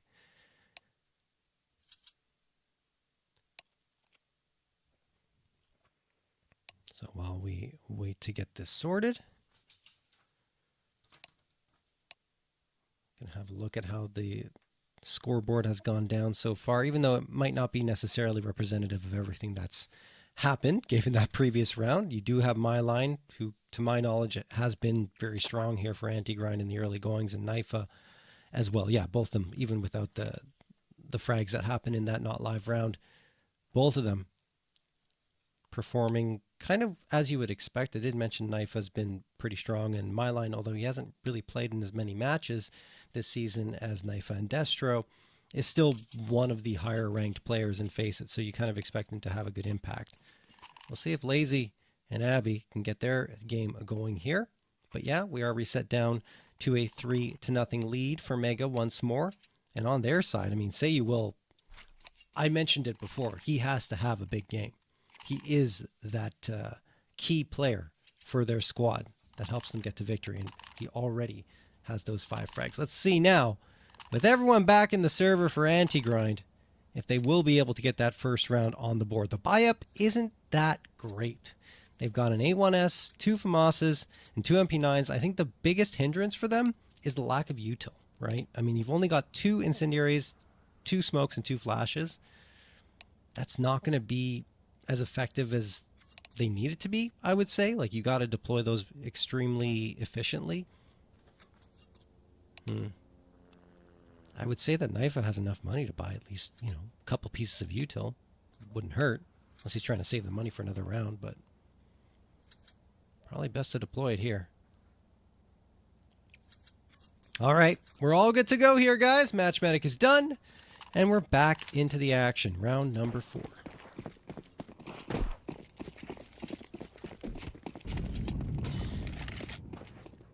Fazera and Say You Will be trying to engage here towards top mid, and that flashbang thrown pushes them back for good reason. Yeah, they waited for that push to come through. They knew it was going to happen. Naifa manages to get one. It's a trade that comes through. Say You Will being dropped is very good for anti-grind, and they got information off of it.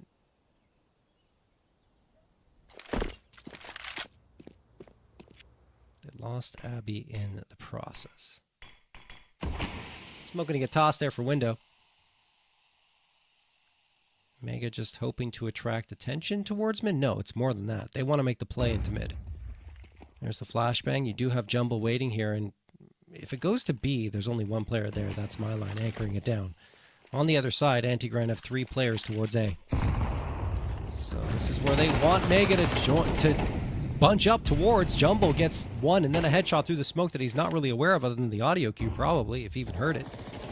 Strafes pops around that corner. Perfect timing on the execute for Mega. Naifa under a lot of pressure, but still gets 2, almost transfers for the 3rd as well. My line sees Cobalt zipping away towards the A site. Caught him with a shot in the leg, but it wasn't enough to frag him and bag him. So now a 1v1. Cobalt at a disadvantage here in terms of health. There goes the nade. Does some damage against Myline, and he's still surviving here with 1 health. Can he use that 1 HP to get the frag? The answer is no. Myline will finish the job, and Mega will lose their first round here. It felt like the stars were aligning and that they'd be able to hang on for that round, but it doesn't happen. Myline is the one to clutch it out for his squad. And it will be Anti-Grind finally, as mentioned, on the board. Despite the buy-up not being that great for them, they still find a way to make it work, and that's what counts in the end. 3 AKs, the Galil and the Mac-10 for Mega. On the other side, Anti-Grind, 2 A1Ss, the AK saved over from that previous round, and 2 MP9s. So, again, it's not the best buy-up for Anti-Grind. It's a little better than that previous round. This knife is just going to go for some spam here.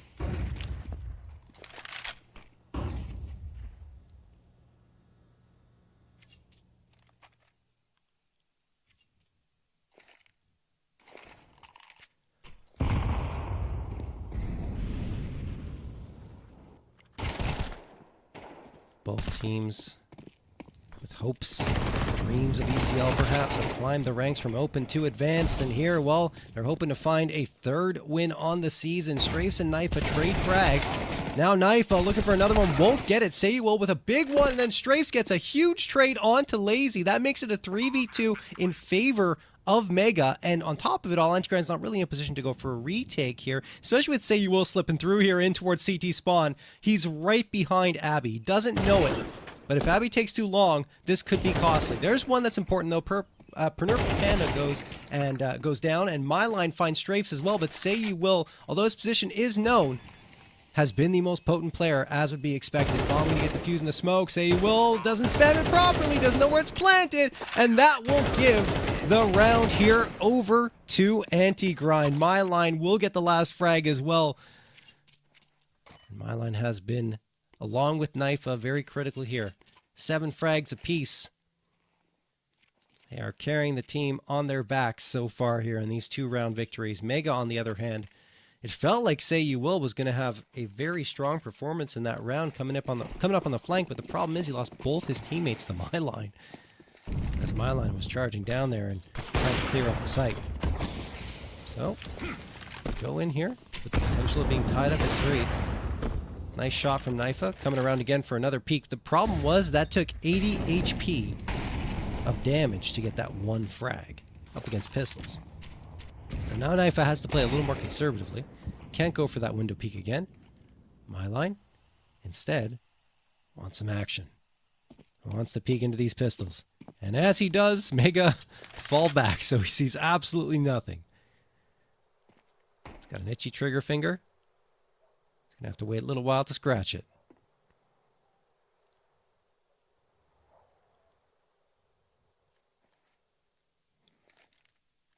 Two players waiting here on this B site, which feels like it will be the final destination for Mega.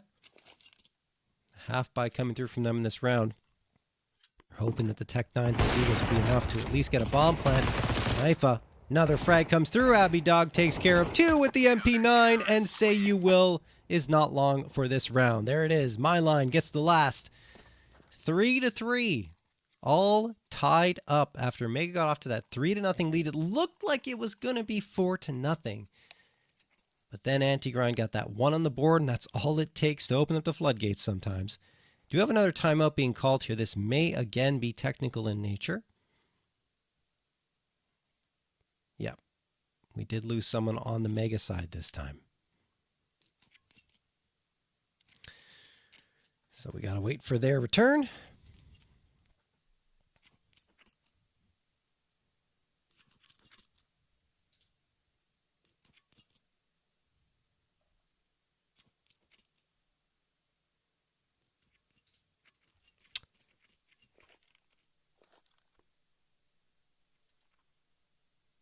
We're all paused up here.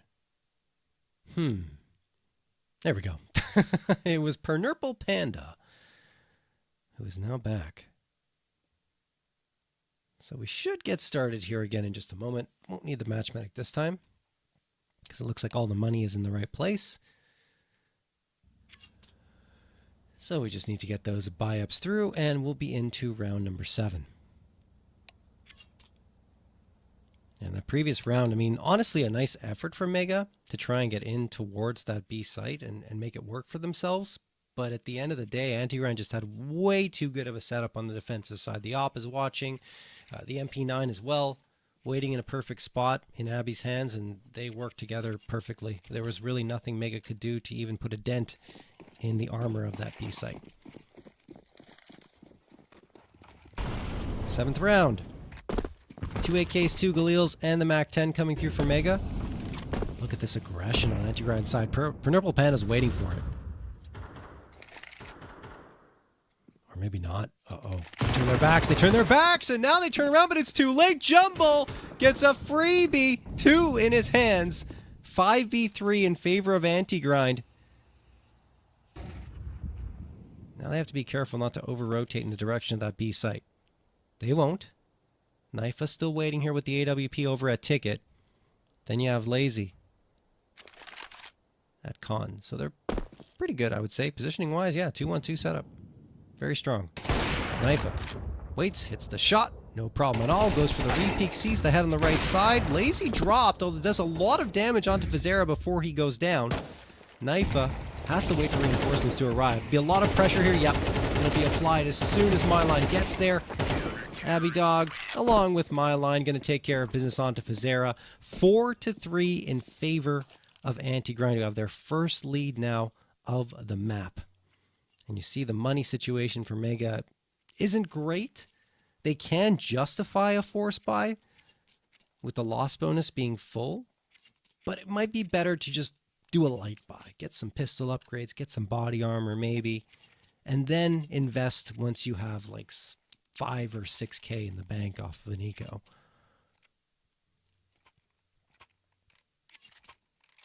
Looks like they're going to go a little heavier, or at least Cobalt is. That might just be a hero Galil, though. Calling attack timeout to talk things over. Yeah, okay. No, it will be a little heavier. So it's going to be the half buy with MAC-10s, Galils.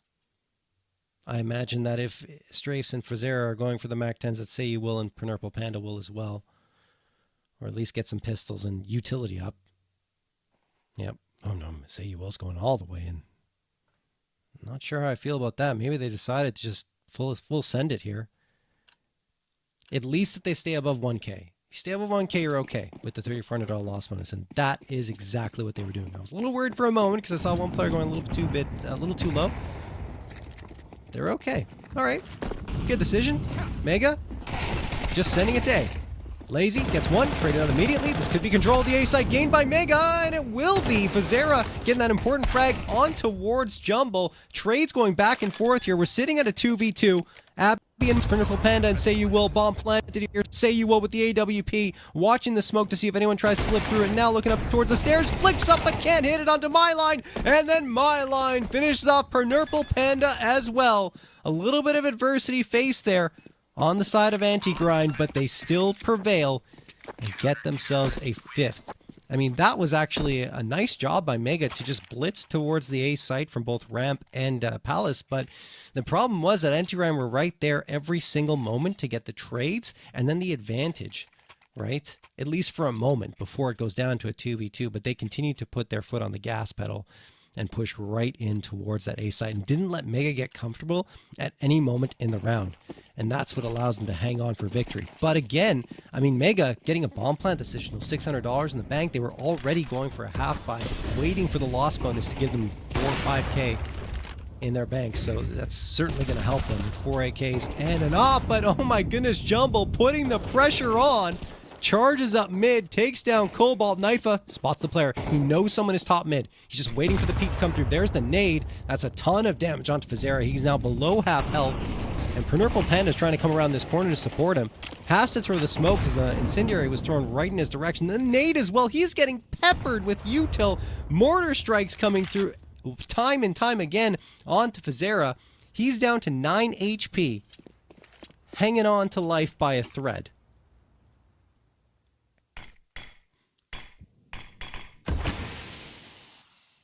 Still a ton of time left on the clock. A full minute for Mega to work with. Flashbang toss. We're going to try and get into A. Oh, say you will. Looks in the wrong direction, but does manage to flick towards Knife. That'll make it a 4v4, but takes a decent amount of damage in the process because of the fact that he looked away. Jumble gets one, and there's Lazy with the 3K to finish off the round. Wow, that again. You know, Mega looked like they were going to be able to get in that bomb site. They found Knifa. They got Jumble after Jumble did some damage to them, but Lazy gets the 3K and shuts down any hope of Mega coming through with anything in that round. So now, you know, this loss bonus is still sitting at 3,400, but they're going to have to do the same thing they did a couple of rounds ago and keep their money healthy around the 1K mark. And they do that, but only for 2 players. They take a bit more of a risk with Say You Will and Purple Panda, along with Fizera, fully investing. We'll see if it pays off. I mean, obviously getting a couple of Galils and AK isn't too shabby. You can make this work, but Knife has been really good with the op, and Myline's been incredible with the rifles, so we'll see. Oh, Panda. Important frag, and then the smoke fades, and Myline is gone as well. Jumble gonna have to be big here, but that's not even close to big enough. Only 1 frag, as Say You Will trades him out immediately. Now a 4v2 for Mega. They've still got Knifa to deal with, who has been a thorn in their side. Lazy's waiting here on this A site. Oh my goodness, Lazy. Got a 3K last time. He's going to need probably 2 here. Charges up, gets the first, but he gets dinked in the process there by the Galil. Lucky that wasn't an AK. Trying to shit back towards the A site. Oh, doesn't realize that Strafe's already down onto the site and gets flanked out. Shot to the back from the Deagle. Only Knifa left, and looking at the money situation, he could go for this. Oh my goodness, that might even push him forward towards the site even further. Getting that shot, a lucky one through the smoke on towards Cobalt. But he needs a rifle, and I don't think there's one drop near him. There is not. He would have had to go towards mid. Now looking in towards CT. He has the kit. He's got the util. He doesn't expect strafes here at all. At all. Dead. Like Knife out there. No chance at all. Strafes the 2K, and finally Mega make their way back onto the scoreboard after a 6-0 run in favor of Anti-Grind. Again, that's, you know, good work towards the A site. Give them credit. You know, they're insistent and persistent, I would say, in their attempts to take that A site, and finally it strikes true for them. As we go into this next round, still plenty of cash for Anti-Grind, so Mega going to have to run it back again against a full-on buy-up, but this time they will have an op for themselves and 4 AKs to work with.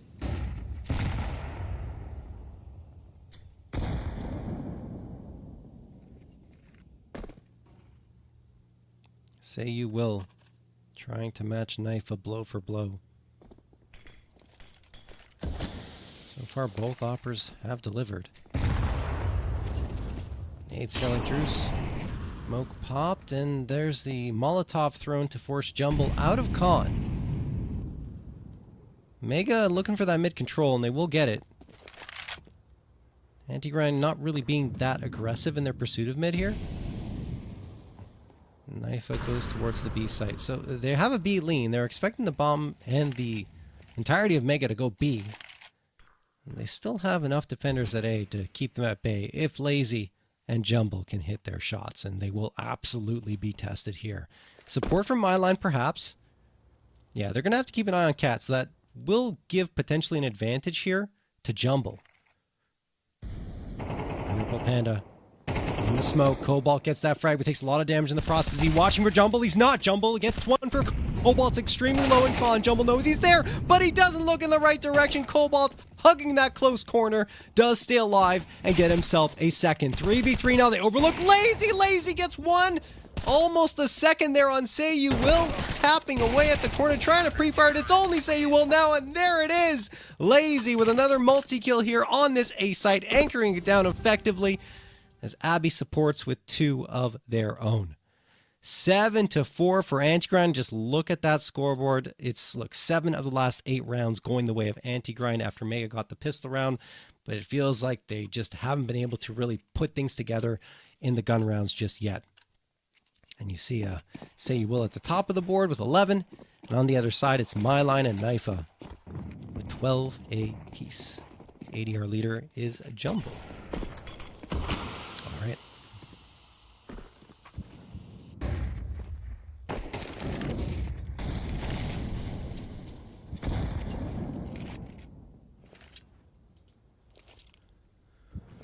Last round of play here in this first half of action. Knifa looking around with the AWP. Incendiary gets tossed forward. Mega taking their time here, playing defaults. Waiting for those pushes to come through, but Anti-Grind delivering nothing of the sort. Patience, the name of the game this round. No aggression at all, really, on the CT side. Good smokes. Con and window taken care of. Smoke pop there for Knifa. Doesn't see anyone. Yeah. Timing just off there. But Myline's waiting and doesn't get anything. Just damage up against Say You Will. Abby will have to be that line of defense that holds the fort. Knifa does manage to rotate around as well, but Abby's gone. Knifa, nice shot onto Say You Will, taking some damage in the process. Jumble hoping to support. What a shot from Knifa onto Vizera over at E-Box. Now he's going to try and knife the player, potentially planting the bomb. No, he's going for the defusal straight up. Cobalt and Strafe's taking down Lazy and Jumble, but Knifa's sticking this. He has absolutely got it. What a decision for him to make. That's just an instantaneous, I'm sticking the defusal. I'm pulling my knife out. We got to try and go for this one. That is the path to victory, and he was absolutely right. If he does anything differently, or perhaps clutches out the round crazily with the op, which he's certainly capable of, then maybe, they lose the round, but unbelievable stuff. Split-second decision, gets the defusal, 8th round found for Anti-Grind. That is a very high IQ play coming through from Knifa. 14 frags for him as well. Not to mention that second frag was nuts, like the E-Box one. All right. Anti-Grind, it's suffice to say, in full control right now. 8 of the last 9 rounds going their way. Mega needs this pistol. They got the previous one. Now they need this one to get back into it. Say You Will, gone. Deleted. I mean, they're just swarming this A site now. At least Cobalt does manage to get one with the bomb planted safely there behind the box. And now it's up to Mega to go for the retake. They do have that kit. Purple Panda has it. Gets tagged down to 18 HP. And now they're just getting dropped by these Glocks. R Mega of Lazy finds himself another 2. He's really awoken over these last few rounds. Strafes manages to get only 1 before he has dropped himself. Jumbled at 2K. And that is not what Mega were hoping for here. 9-4 in favor of Anti-Grind. And for Mega, one hurdle they've been unable to overcome here on Mirage is more than 4 rounds won. They've only won 4 on the previous 2 engagements on the map. And they're stuck there once more against Anti-Grind.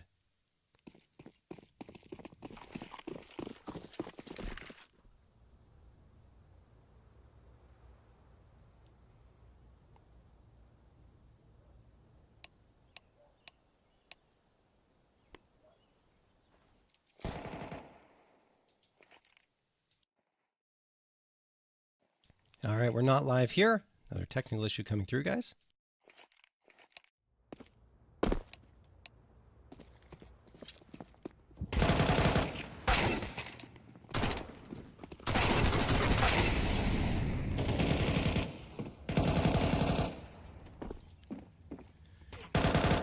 So, I think we're going to have to replay this round. Obviously. Oh, was I given the wrong information? Production? I don't know. Was it not live? Can we get confirmation on that? Okay, apparently that was live, which is actually ridiculous because Mega just had USPs there. That was a ridiculous round if it was live. I'm still not entirely convinced that it was. Just the way it went down, and obviously with a pause being called here. Anti-Grind's going to be kicking themselves, though.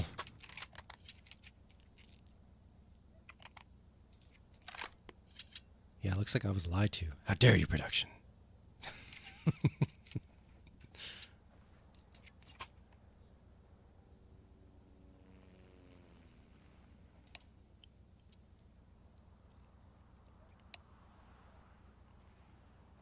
Okay, so right now what's happening is apparently there was not live written in the chat. And then they said they didn't care after saying not live. Now Abby Dog is disconnected. So, lots of typing in the chat. We'll see what the decision ends up being.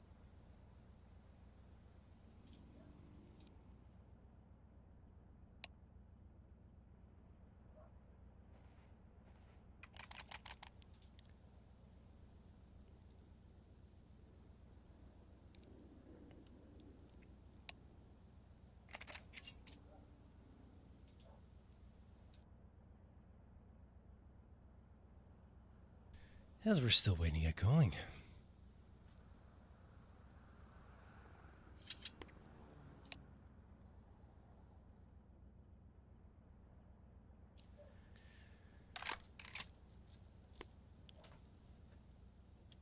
Second Mirage in a row for us here.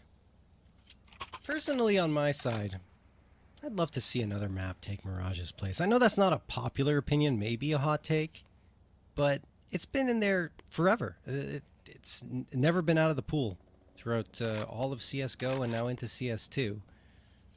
And it wouldn't be bad, I would say, to just mix it up and get some new maps in there.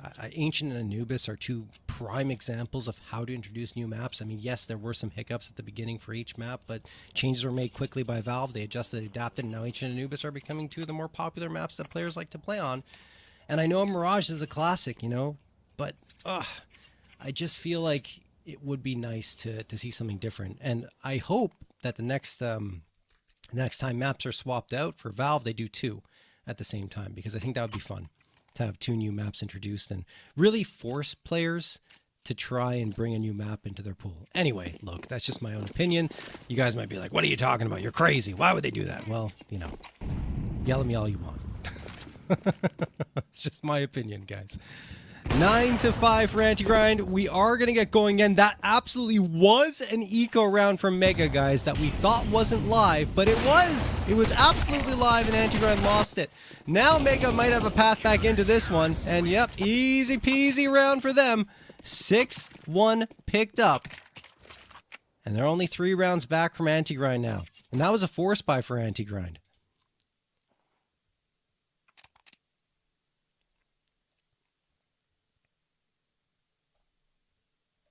That is just... If they go on to lose this one, they are going to be absolutely kicking themselves. No question. There's still a lot of Counter-Strike left to be played, but... Oh boy, Anti-Grind. Kazera tosses the nade up towards mid. Mega likely going to take care of this round as well. I mean, it's just Glocks and a Deagle coming through. That said, it was only USBs for Mega when they won that round. Fazera spamming through onto Jumble. Say you will. A bit messier than I think he would like in that situation, but he still managed to take care of business on Easy. And then Say You Will with the last word on the round. 7-9 now. Anti-Grind going to come through with the AKs. Try to make amends for what happened a couple rounds ago and retake control of this map.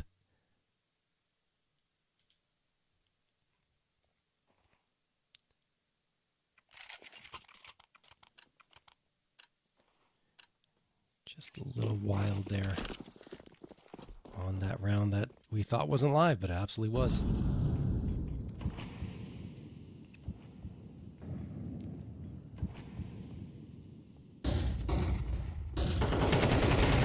.142 on the clock, and there's Pernurple Panda charging through with the MP9. Needs to get out of there because he's a little bit exposed towards my line, and my line will not have visibility on him. Fades away. Incendiary comes through, Molotov came through, and that was diffused by the smoke, so a bit of miscommunication there from Anti-Grind in fact, and they will lose a player as a result. Line comes through, gets a headshot, but as he does, Purple Panda finds himself 2 towards the B site. Line, the last one standing. A 3v1 in favor of Mega. What a resurgence for them. Line. Coming around here, 1v3 clutch required. Save might be a better idea for him. Spam through the smoke. Now they know exactly where he's coming from, and they just have to spam on back, and that'll do it. Purple Panda gets the shot and the frag, and it's 8-9 now.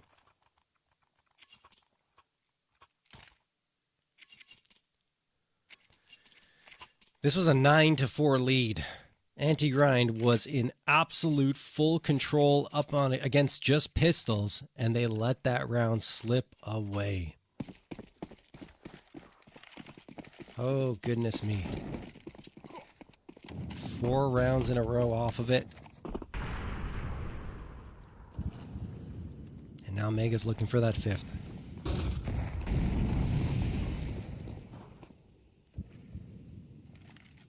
In a row, that is. It'll be the 9th for them if they get this, which they probably will up against these pistols. Although they're slipping into the smoke, could get kind of sneaky here. Pizzera's a little sneakier, but only gets 1. That's an AK upgrade available for Knifa. He's going to grab that off the ground, but only momentarily. Strafes takes care of him. Cobalt trying to do damage as well. Only gets 1 before he's traded himself. 2v3, and Sayuil is on life support at 1 HP. Purple Panda going to save his teammate's life more than likely by taking down Lazy, but Line manages to get 1 more here in this round. Has bomb control as well, and could split the difference and go to the B site and get a free plant. He's thinking about it. Has to go through that broken wall. But instead wants to peek towards me. Jumps down, probably to his doom. No! Strafes can't lock on the last bullet, and Line survives with 3 HP. It is 3 HP against 1. The first player to fire and connect will win the round. Line needs to make sure no one's here. Has the time to do it. 35 seconds left on that clock. How has it come down to this? Anti-Grind trying to hang on to that lead after they had a stranglehold earlier on this half. They let slip away in an anti-eco round. Bomb gets planted. Now Line can post up here. But Sayuil is already around this corner. He doesn't know Line is low. He's coming out here with the op, which puts him at a huge disadvantage. Line sees the op barrel and will finish the job he started. 3rd frag on the board for him in the round, and a 10th round picked up. Believable stuff there coming through from Line to get that 10th round across. I honestly cannot believe they converted that one. It looked like it was done and dusted, but Line, even though as he jumps down from window, he's at a huge disadvantage. Like, you don't win that fight. You shouldn't win that fight ever. Coming from window, jumping down, and there's a player connector, but he stays alive. Just that last bullet goes astray for the Mega player. And I mean, the comms are probably crazy right now. That's why the timeout's being called here, because they're freaking out. The fact that they won that round. Probably very happy. Now they need to convert on that and gain control of this map once more, because they absolutely had it. I mean, like we already talked about it so many times, we don't have to, go through it once more.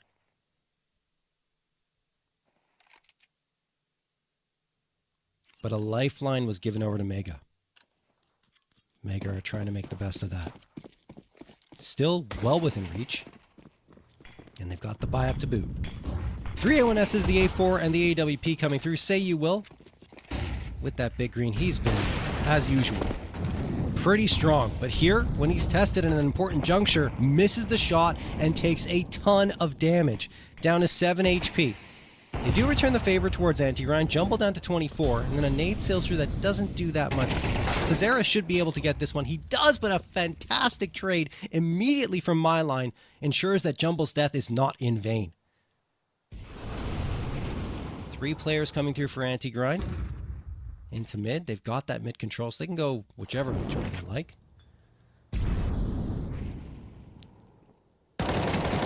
Watching the right angle. Gets the shot onto Line.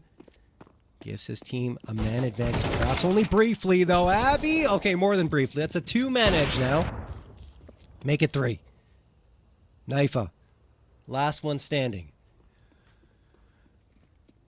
He's been so good.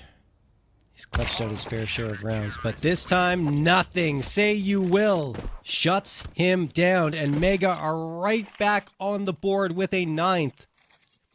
Money situation is tough for Anti-Grind. I think this might just be a hero AK. No, are they going to go for it? I don't know about this. Yeah, now they're thinking twice, selling the guns, buying them up. What are they going to do? It's got to be a half buy. You've got to keep at least 1K, 1.4K, I would say, minimum. And that is the case for pretty much everyone. Jumbo a little bit lower than that, but that's going to be okay. Okay, so this makes sense now. A couple of AKs, 2 Tech 9s, and the Deagle, managing their economy well and still giving themselves a good chance to come out with a win here in this round. Strafes throws the util, but can't take down the players. Look at the damage done now, and Cobalt through the smoke snap finds not 1, but 3. 2 headshots and a body shot. Myline and Lazy are coming back into this round, though. They've got 2 of their own, and we're somehow down to a 2v2 here. With control gained in towards the A site, the problem for Anti-Grind is the bomb was leaning B. So now they have to go in that direction as well, despite things favoring them for a potential A hit. Lots of time left on the clock, so they could even choose to anchor a player down on the A site and wait for the bomb to be recovered. But the problem with doing that is that if the player runs into someone defending the bomb, then they die without anything happening. And, well, there's the result. They both go towards the bomb. Say you will regains the space. And now it's down to Myline.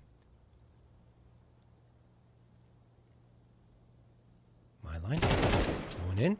Gets the headshot onto Purple Panda. Now 1v1. Myline has the bomb in his back and he knows the Opper was posted up a ticket. So he hightails his way over to the B site to plant this bomb. Say you will. In another clutch situation. He is that superstar for Mega. He's putting up the numbers. 25 frags. Looking for a 26th up against Myline, who's the top player for Anti-Grind so far here on Mirage.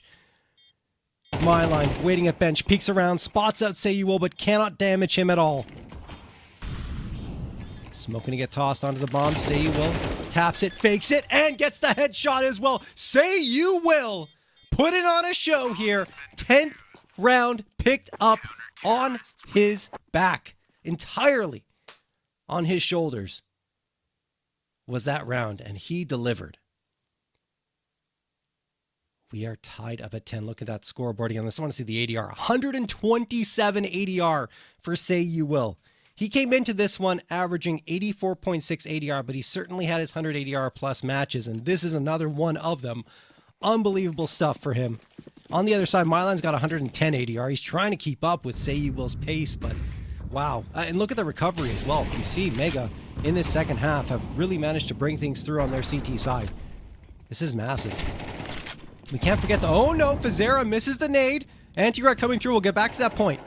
Cobalt walking out. Jumbo gets the opener. Myline finds the follow-up. They've got A-Site almost in their hands, but they still got Say You Will to drop. He has been the one that has made the difference round after round here, especially in this second half. He's got the op out. He needs to hit at least one quickly, and now he's lost another body on his side. Strafes, the only one with him, and Strafes does manage to take down Abby. The problem is, they don't know where the bomb's going to be planted. Anti-Grind left it towards T-spawn. Now it's going to be recovered, but they might not be alive to find out where it does get planted, or even if it will, it won't. Naifa is going to get a couple of frags here. 3K on the round, and just like that, Anti-Grind are back in the lead.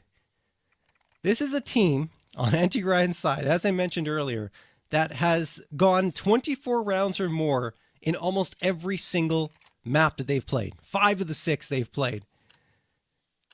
And aside from that, the other highest one that wasn't 24 rounds was 21. And we're already there.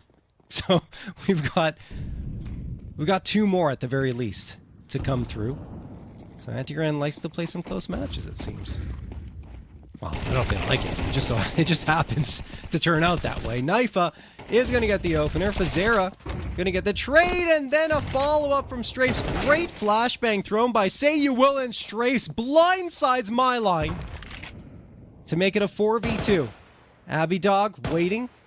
Trigger discipline there to see if anyone else is going to come around, but they don't, so Abby Dog gets that frag. And now they have to rotate around to try and recollect the bomb. This is going to be tough for Anti-Grind. Vizera clearing things out. No! Knifea headshot onto Vizera. Now down to a 2v2. They don't really have to charge up in this direction. And Abidog could deal the killing blow. No! Knifea's the one who get the frag onto Cobalt. Now it's Say You Will again in a 1v1. Knifea's got the edge. Comes around and misses the shot. Does Say You Will. Now Knifea's going to have a path to that bomb. And here we go again. Another 1v1 for Say You Will towards this B site to try and clutch it out and keep his team in it. Goodness me. How does it keep coming down to this? Say You Will.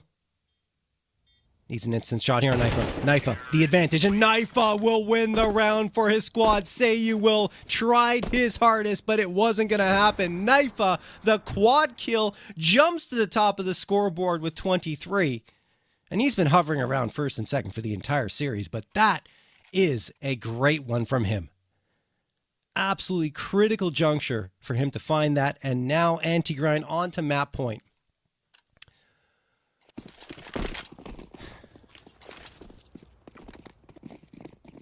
Despite almost collapsing there after losing the anti-ego, Anti-Grind have come back here, give themselves at least 2 opportunities at map point. Jumble. On the corner here. It's going to be Abidog to get the opener. Jumble. Not really connecting much. And in fact, it's only Myline getting 1 after 3 go through for Mega. But right on back are Myline and Lazy to get 2. And that leaves Pernurple Panda scratching his head, wondering how that all went down, with a brief man advantage that evaporates. Pernurple Panda spamming with the 5-7 does get 1. 1v1 again for a 3rd round in a row. Myline spots Pernurple Panda going through. Myline spotted out as well. They both know where the other is. Who will win this game and round? It's going to be the game in favor of Myline with the frag onto Pernurple Panda. Anti-Grind take it. Some dramatic moments in this map, guys, but Anti-Grind will be victorious.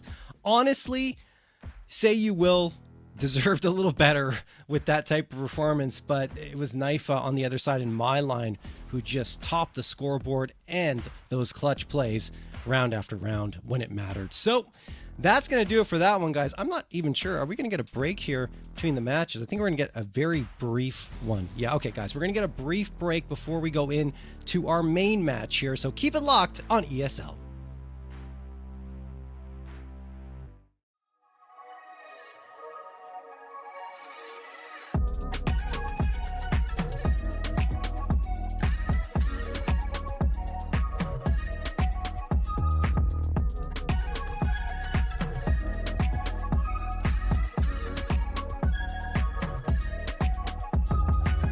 They told me go to what you love.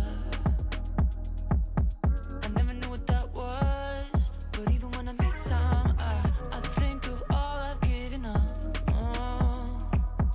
I wish it wouldn't be so hard, 'cause you're the one that gets slighted. You say I don't make time for anyone, and you ask my mind is occupied. It's hard to vent, I understand. Have you ever loved someone but know that there was more? I don't wanna be tied, hanging by your side. I don't wanna be tied, tethered to my pride. Hate to waste your time.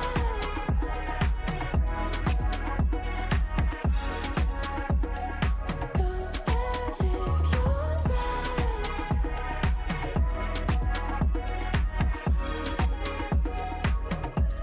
It's something that I've felt for so time.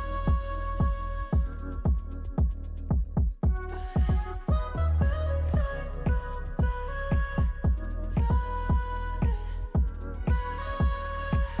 safety nets are overrated. Yeah, if you make one, you will fall. Too much of a temptation. Yeah, there's a comfort in the crawl. Now I've been on my feet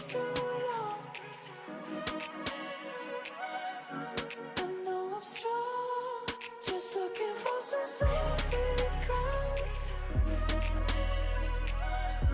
so I can start to run.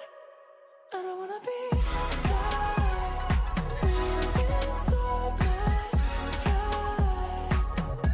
I don't wanna be tired, feels like it's my time. I don't need your light. Don't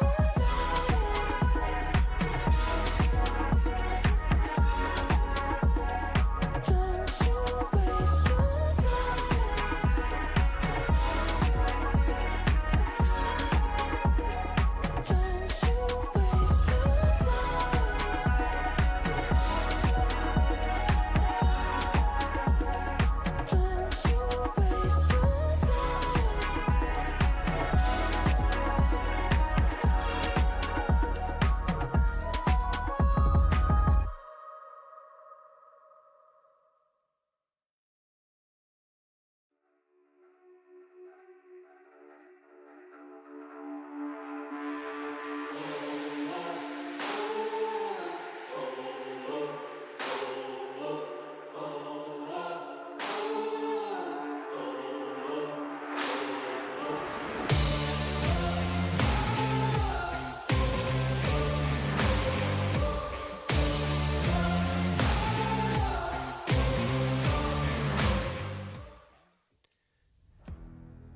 All right, we're back here with ESEA League Season 53 North America, the final match of the night. And this one is going to feature Master 1 up against BigBrain No Aim. Both teams, well, certainly that one is not true at all, the name anyway, because they are 4-0.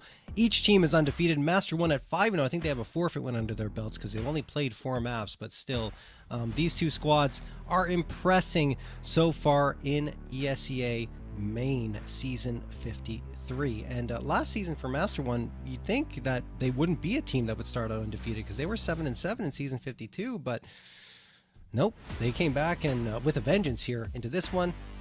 And then over on BigBrain No Aim, they were relegated from advance after a 5-9 season. They're trying to make up for that, and they already absolutely are.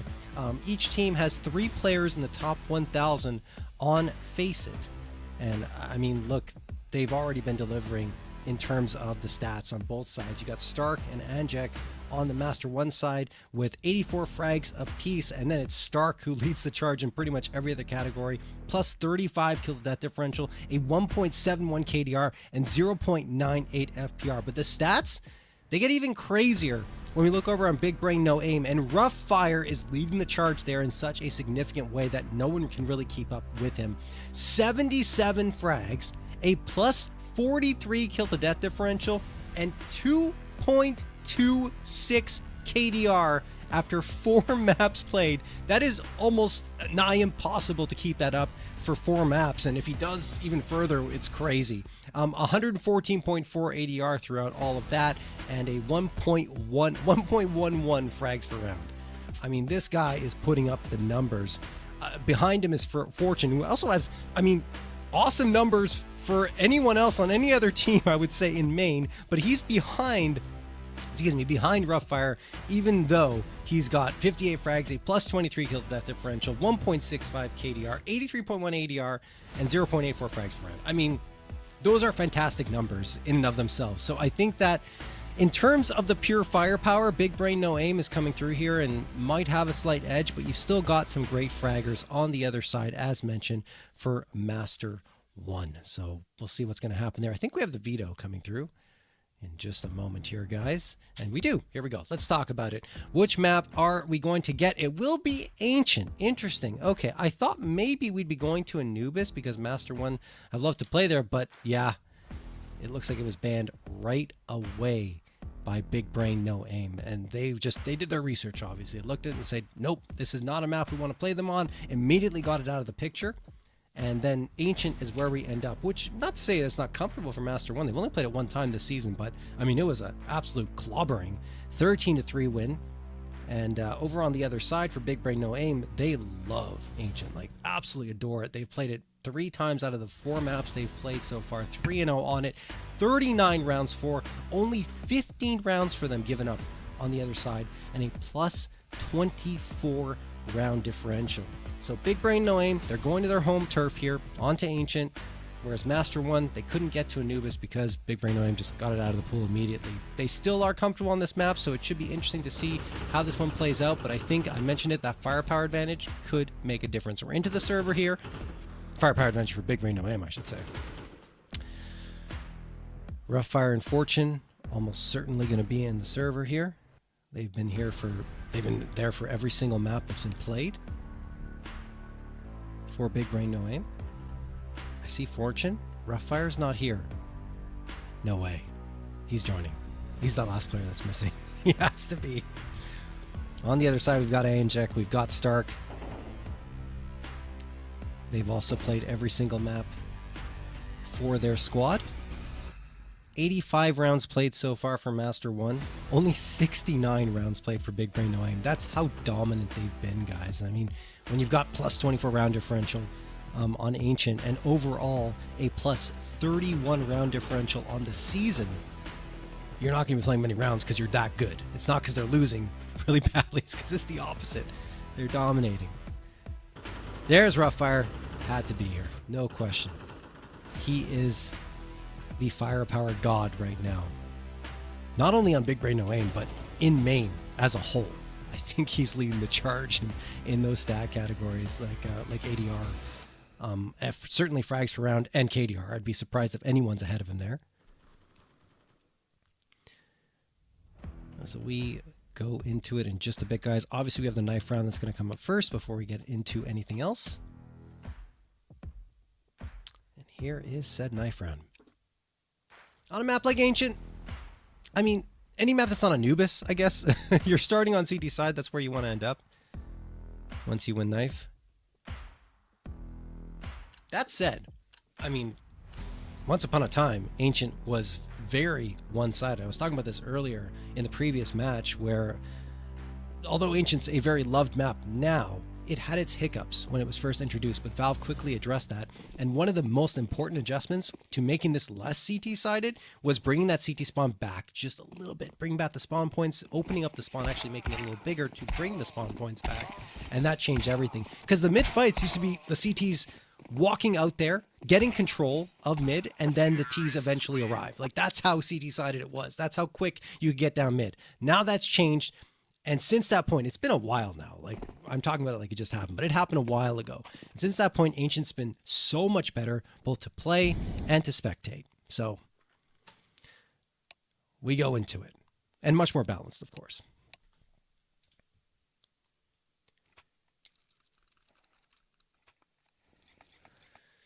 Alrighty.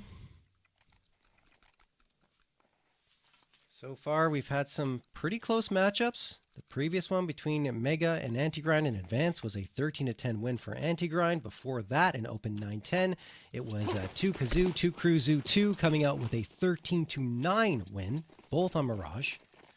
And now we're finally away from Mirage. We're into Ancient. Smoke gonna get tossed right there for Red Room. Stark spots out the players, informs his teammates that, yes, it's probably coming towards A. And Iceberg God's going to hear all of these footsteps. Now he's got to convert that in towards frags, and he can't do it. He can't really do it. Kangaroo Joe Peak is going to get one onto Kondo. So there's something, but look at the damage that's been taken here by Master 1. 4 HP for Stark, 12 HP for Iceberg God. Iceberg God somehow hides beyond the smoke and gets a headshot to boot. Stark delivers the killing blow onto Kiri, and Master 1 doing a great job with very little health, staying alive here and keeping Big Brain No Aim at bay. But as it stands, Fortune's going to get a couple here. They overlook Harold, and Harold's going to get 2. Rough Fire and Fortune gone, and the pistol round goes the way of Master 1. Oh my goodness. Harold's able to hide long enough that he delivers a couple of key frags in the round. It felt like Fortune was going to carry that one across the finish line at a certain moment, but not to be.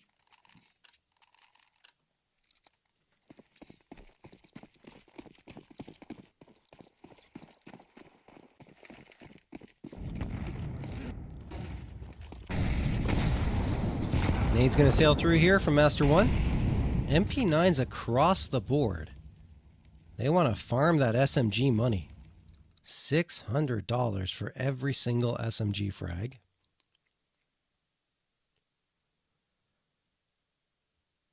Big Brain taking no time, walking into what will be an SMG sandwich.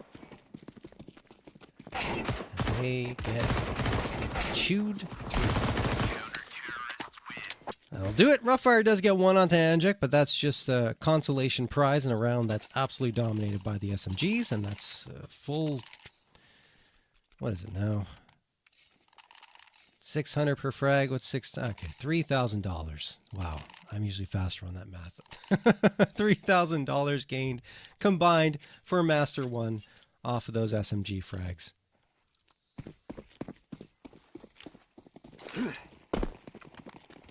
Smoke gonna get tossed immediately here from spawn by Master 1. It's a good one to throw. It's in towards those double doors. But unfortunately, it's a little late. Big Brain no aim already through. They got the AKs out. A little bit of mid-aggression coming through here from Master 1. They lose the first body. Heralds manages to get the trade onto Kiri and upgrades himself to an AK.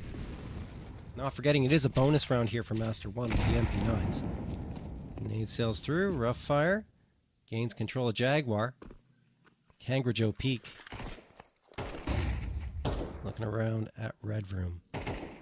2 players on B, 1 at mid, and 1 at Donut. And in fact, that one towards mid, Kangaroo Peak's already backed off, and he's closer to CT spawn now. Big Brain no aim, trying to decide what they're going to go. Using a lot of util in the process, and now they're left with 4 smokes and a Molotov. So those 4 smokes will give them enough to get an execute going. The problem is they won't have the flashbangs to follow up on the smoke, so they'll have to rely on the pure aim in the duels. Rough fire. Talked about how good he has been this season. Still haven't had a chance to really see him, but there we go through the smoke onto Anjek, and actually that was Dunk getting Iceberg got with a wicked peek and headshot. Heralds along with Kangaroo Peak. Still standing here, but they're at the back of the site, and I mean, the AK is worth saving, but I think they're going to go for it just because they have the money to buy up in the next round anyway, and they want to try to be the heroes here. It's not going to happen. Kando, headshot on the Kangaroo Peak. Now Harold is going to try and fade away, but he won't. He gets 1 frag. It's a consolation prize again, as Kondo will get the final say here. 2K on the round for him, and the first one on the board for Big Brain no aim. We talked about that firepower advantage that Big Brain no aim may have just because of how good Rough Fire and Fortune are, in particular Rough Fire. Now with the guns out, we're probably going to see them start to put on a bit of a show. Master 1, money not necessarily managed as well as they would like, because they're settling for 3 MP9s here. They got the op for Heralds, Iceberg God with the M4. Lots of damage taken from that util. Master 1 loved to throw that initial volley of util towards the B double doors. And Big Brain no aim are not shy of walking right in towards it. They want to take this space.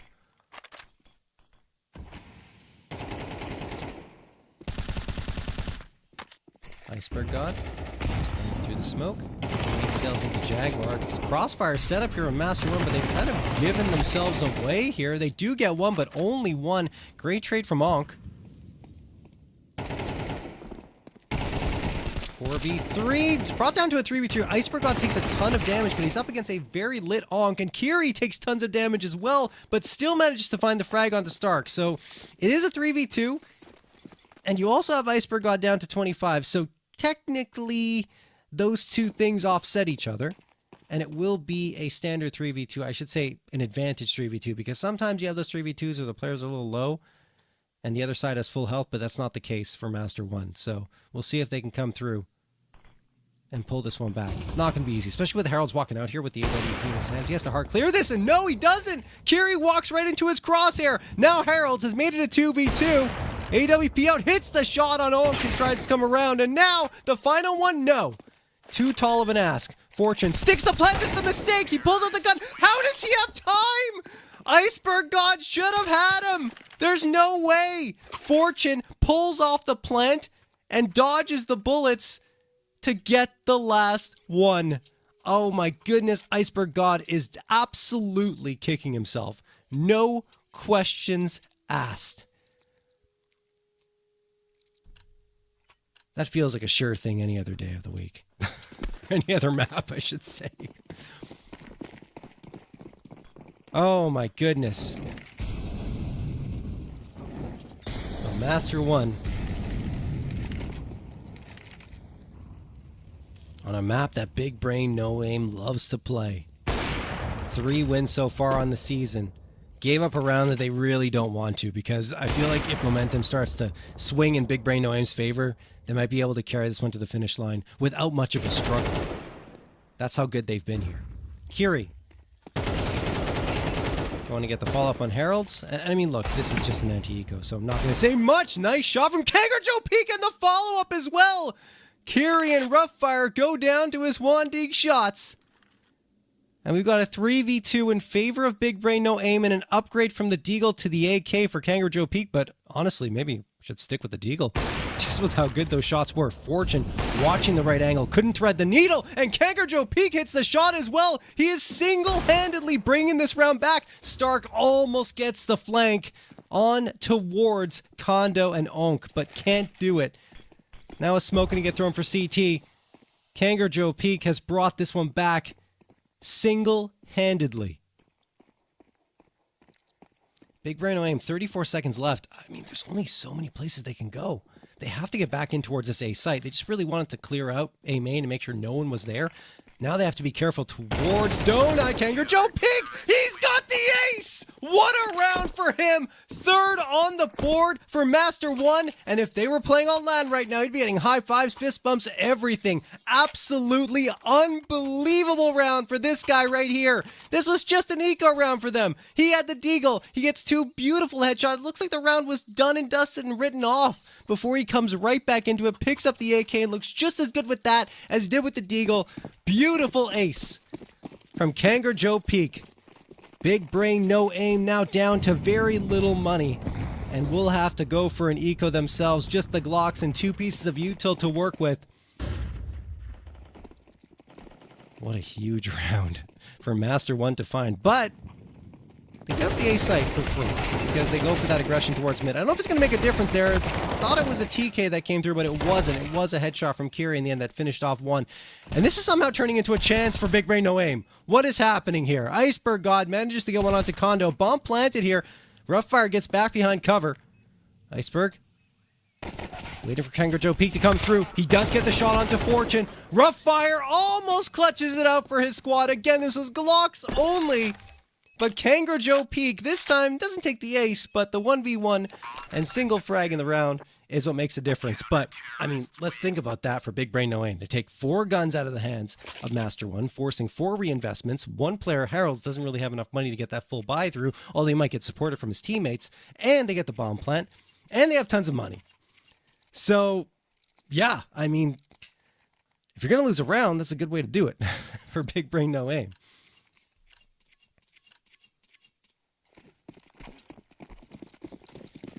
Okay.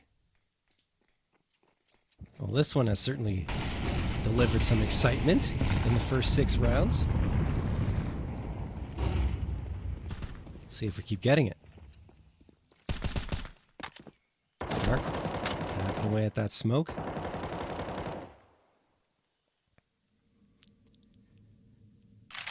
BigBrain No Aim have to lurk towards the B site. That is Onk. Everyone else want to take him in. That's what they're going to do. A couple of flashes thrown. Angic gets the opener, trying to spam through for another one. Iceberg is the one to get the follow-up. Fortune, nice headshot found onto Angic. And now Kiri gets Heralds. Oh my goodness. Seems like no man advantage is safe in this one.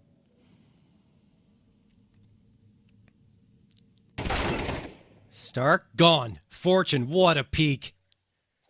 What can you even do there if you're Stark?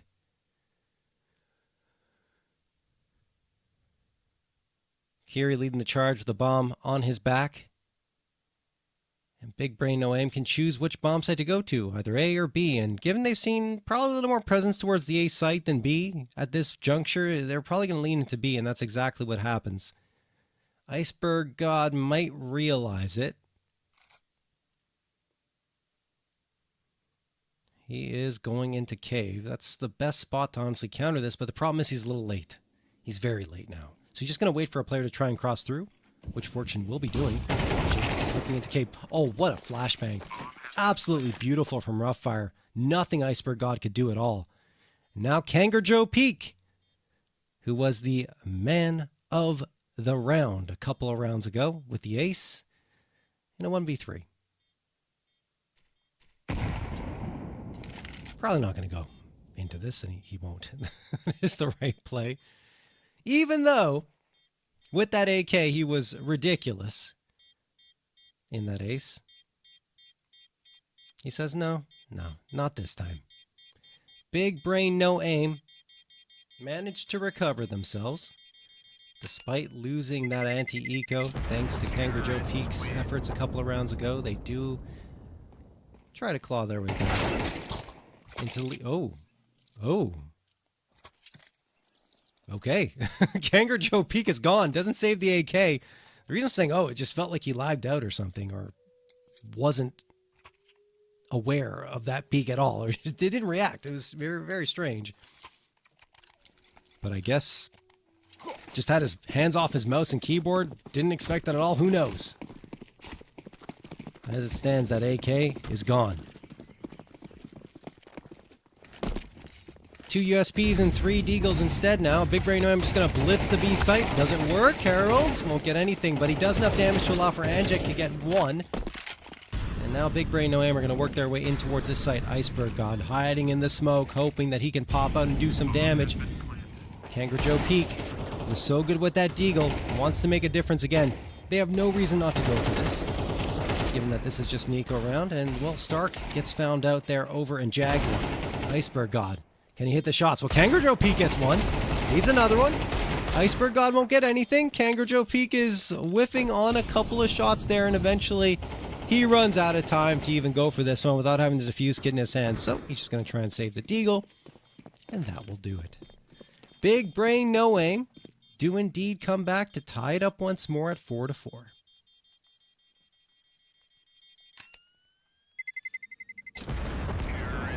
Again, you see all that battle being concentrated towards that B site. I mean, obviously at the beginning of the round, just a complete blitz by Big Brain, No Aim towards B, and it almost goes a little awry at the beginning, but thanks to a late flashbang, that player in Cubby with the USP isn't able to do more damage, and that's what helps Big Brain, No Aim regain control of the B site, and really wasn't that challenged at all. Yes, we saw another nice Deagle shot from Kangaroo Joe Peak, but that was it.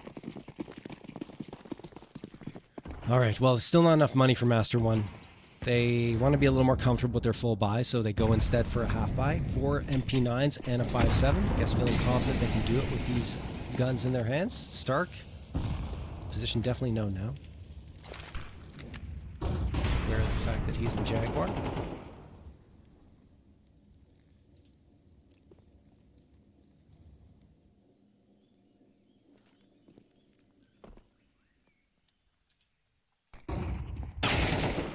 Oh, nice peek from Roughfire. Stark gone. And Roughfire hasn't been as impactful as I'm sure he would like, is hoping that will change as things go forward. Kiri takes a good shot. Anjek closes the gap against Roughfire, who doesn't expect that aggression to come through. 4v3, AK on the ground, but I think Anjek is just too wary of more happening there to go for it. Kondo takes care of Harold's peek, who perhaps Anjek was waiting for and hoping that Harold's will be able to do more, but he couldn't. And now, just too strong positioning here for Big Brain. I don't think that Master will have a path back into this unless Anjek just swings around the corner with zero hesitation and drops Kiri. They just got their fingers on W plus M1 at this point. And it doesn't work. Eventually, they run out of gas. Ankh and Fortune get the last 2, and there is the lead for Big Brain, No Aim.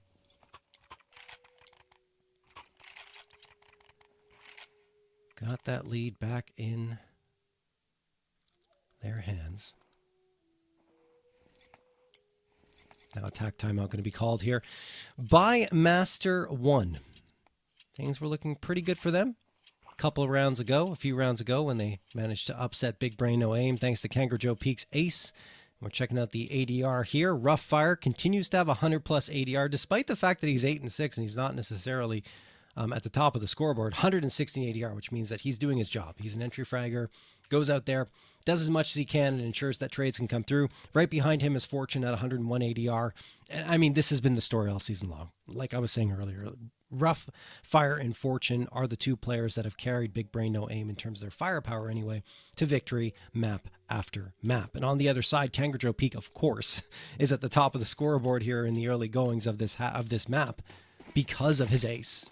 Ridiculous contribution there. He is the reason why this one isn't more one-sided in favor of BigBrain No Aim. But they're needing more than that. You can't just rely on that ace forever. Everyone else is going to have to activate. Angel hoping he can be the one, and he goes out and gets one Iceberg God, the follow-up. They catch him off guard, and Fortune misses a big shot with the AWP. Trying to fade off here, but he's surrounded. He has to hit one eventually, and he does onto Kangaroo Joe Peak, even though he's dinked. Still survives and takes control of the B site. The problem is that he's the only one there, and eventually is going to be overloaded here, and he is. Anjak, headshot onto Fortune, Kando and Kiri, the last two standing.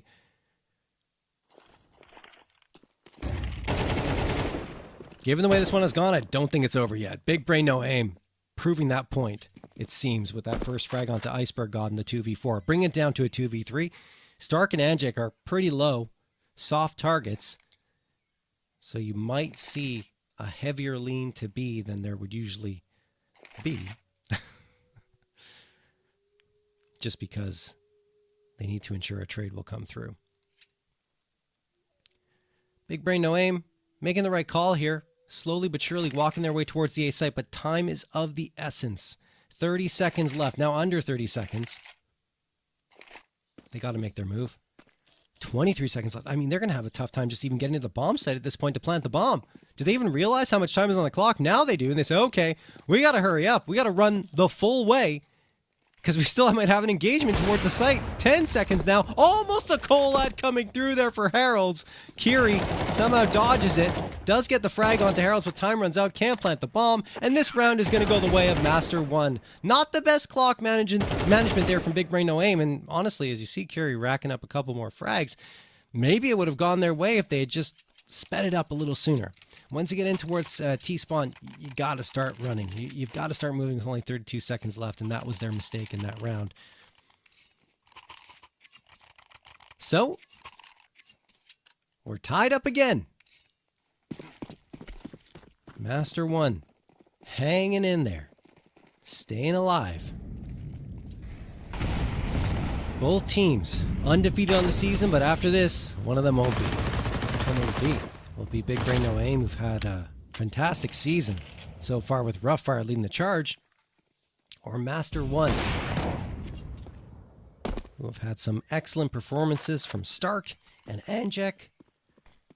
Now, maybe Kangaroo Joe Peak will join that list after that ace. See if he can continue contributing.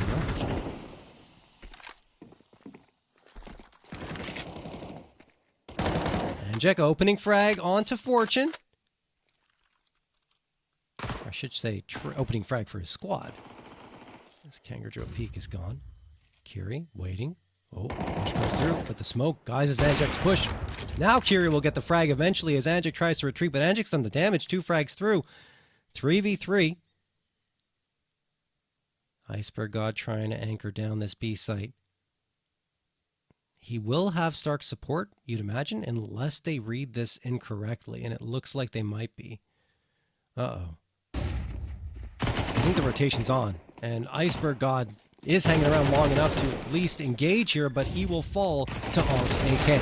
Onk looking for another one. Stark gets the trade. Okay, hold on a second. Very much a chance for Master 1 to get back into the site now. Push comes through. Kando takes the initiative. It works. Now it's up to Heralds. They're not even looking towards ramp. They have no idea he's here. Absolutely zero. He gets spotted here. Almost frags Kando. There's the nade. A little bit late. Kendo's already gone. Oh, the util's out here in a dangerous spot. So much util. Tries to stick the defusal, or at least fakes it. Harold's coming out here. Gets Kiri. Needs to run back to the bomb to try and get this defusal. He's looking for a fight instead, because he doesn't have the kit. Oh, goodness me. Misses the op shot. Kendo gets the last. And looks like BigBrain No Aim going to have the lead once more, and no one surviving out of that round thanks to that bomb explosion taking down Kendo. Final round of play in what has been a very back and forth, crazy first half of action. The highlight of it is the ace for Kangaroo Peak, at least for me. No question.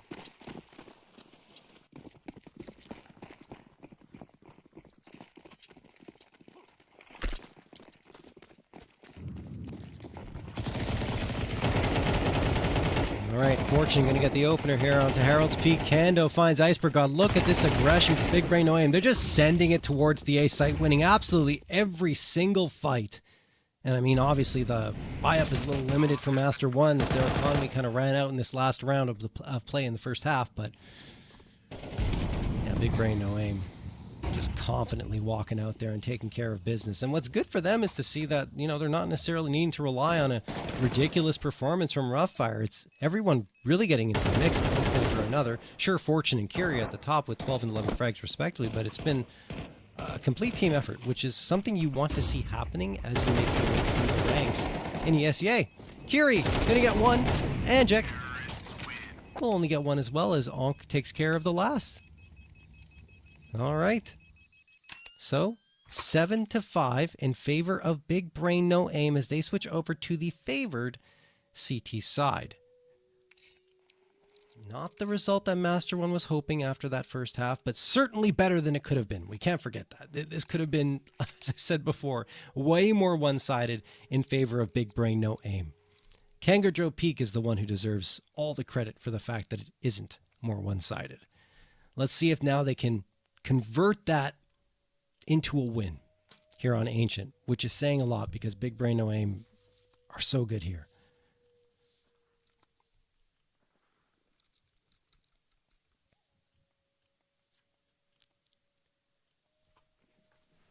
Opponents averaging against BigBrain No Aim here on Ancient only 5 rounds per map. So at least Master 1 already hit that mark. Now they have to get beyond it. I think we got a tech timeout coming through here, guys.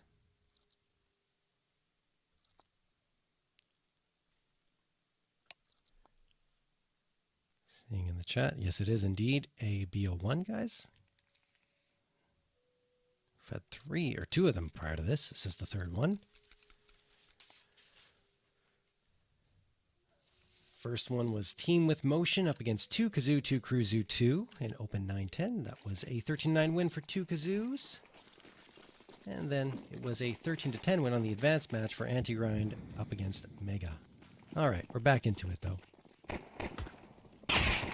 Curie? Oh, Roughfire takes a bullet to the dome. They're trying to recover here, but it's not really going to happen. Master 1 get a couple of frags, and the A side is completely vacated of any CTs. Good angle for Anjak. Gets 2 off of it. Fortune and Dunk gone. Precision shooting coming through there. Kondo. Last one standing. 1v5. There's the first. Nothing more. Cannot get it done for his squad. Kangaroo Peak gets the last. And Master 1, with that pistol round victory, are one step closer to tying up the scoreline again.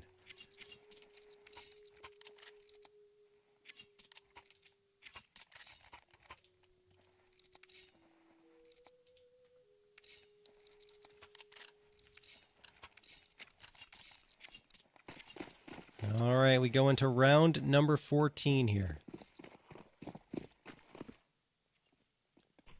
Master 1 don't have enough to, well, they did have enough to get rifles. They choose to go for MAC-10s only. And with BigBrain No Aim forcing up, I mean, they've got a chance here to take this one after Master 1 took the pistol. We'll see, though. Those 2 pistols, or I should say 3 pistols, be a little hard-pressed to win the fight against the MAC-10, but you never know. If Master 1 walks into the stack of B, that would be potentially the difference maker in the round. Might have realized that here with so much presence here, 2 players confirmed over at Jaguar that he is not the right call. And Iceberg God with the jumping MAC-10, classic. Over on Fortune, great Molotov thrown by Anjek there, diffuses the entire situation over in Cave. And Roughfire is the last one standing, hiding in a smoke. This is not going to last though, and yeah, just gets spammed through as they expected him to be there because they'd already cleared everything else out. That will do it for the round. Master 1 do not fall up against the 4-spy. Now they got a chance to take the lead on what will be, again, only MAC-10, so they can build up their economy. And once they do need to buy, they'll have tons of cash available to them. That's assuming we don't see USPs only come out with a round victory, which did happen in our previous match. BigBrain no aim, stacking the B site once more, and that is the incorrect call. Master 1 going towards the A site, so this round's probably already over. Unfortunately for BigBrain no aim. They realize it, and they've got absolutely nothing to lose by, well, correction. They do have something to lose by going for this with the pistols because there's still MAC-10s everywhere. So that means that more money, a ton of it, will go to Master 1 if they walk to their deaths, which they're not doing. I mean, they lost 2 players, but they did take out Heralds. And Jack coming around the corner, and eventually, yeah, they're just going to get you through. Done. Dusted. Anjek. It's another multi-kill round. 19 on the board for Anjek. Leads the server by 7 frags. Or, well, 6 frags compared to Harold's, but still, he's way far ahead of everyone else. Master 1 get themselves a lead here. They're hoping to extend it. But now the rifles come out for BigBrain no aim. They've got the 4 M4s out, one of them an A4, the rest A1Ss, up against 4 MAC-10s and an AK. If you lose this round, your BigBrain no aim, it's that's going to be a very bitter pill to swallow. Mid control gained immediately there thanks to the smoke and util that's tossed forward by BigBrain no aim. Roughfire going to peek around into lane. Look at this though, Master 1, they've already got 3 players kind of hovering around the B side. The problem is they don't have the bomb in their hands just yet, which I think is going to get recovered here.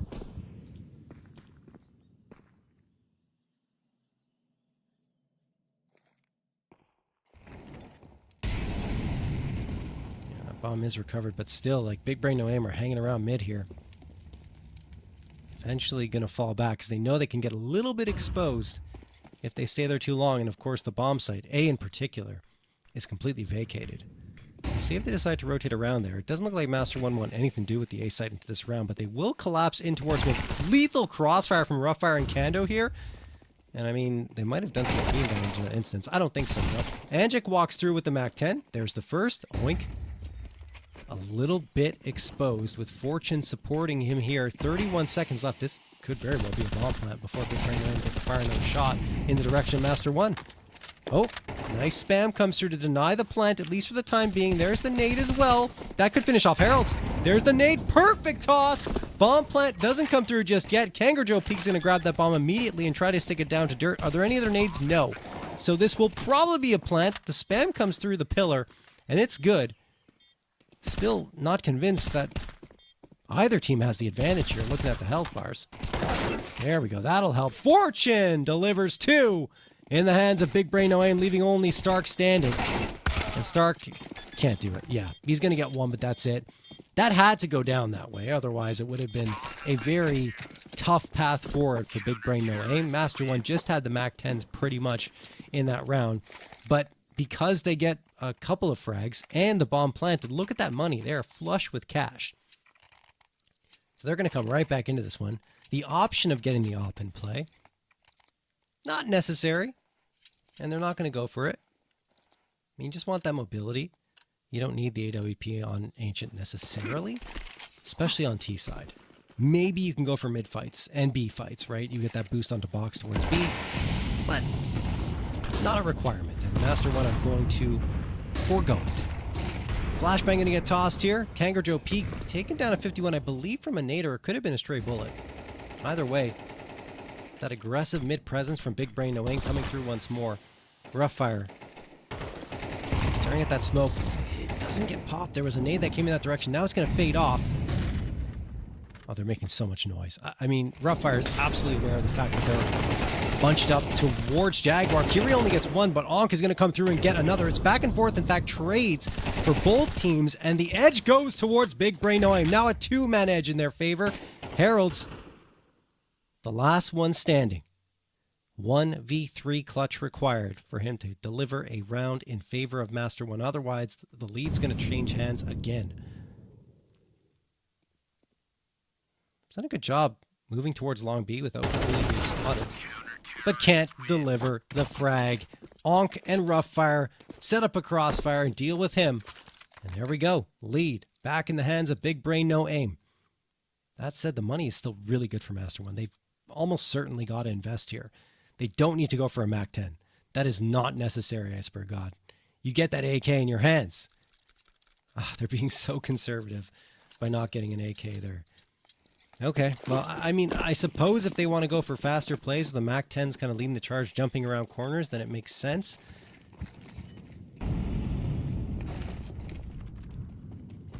Yeah, okay. So they are going to go for that fast play, which makes the Mac 10s more potent. They already run out here. Kando and Fortune are waiting, but Fortune only gets one before he's blinded. He gets a second despite being flashed. That's actually ludicrous.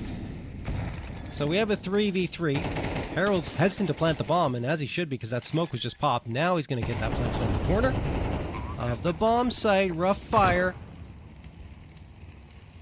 Trying to work his way into the catacomb. Sees the shadow, so he knows someone's trying to peek around this corner. Great flashbang. Beautiful stuff. Stark has such an easy time at taking care of Roughfire and Kiri thanks to his, I think, his own flashbang that he threw. 3K for him. Ankh is the last one standing, and given the circumstances, he's trying to fade away. He won't be able to. Stark with a 3K that led up to that final one and a 4K on the round. Just absolutely beautiful stuff coming through from him to keep Master One right back into this one, tied up at 9-9.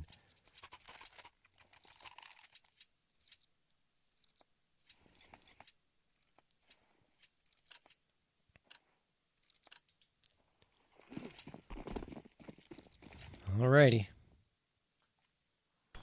Who will gain that next edge? I mean, it's been a seesaw ride here in the second half. Neither team really gaining momentum.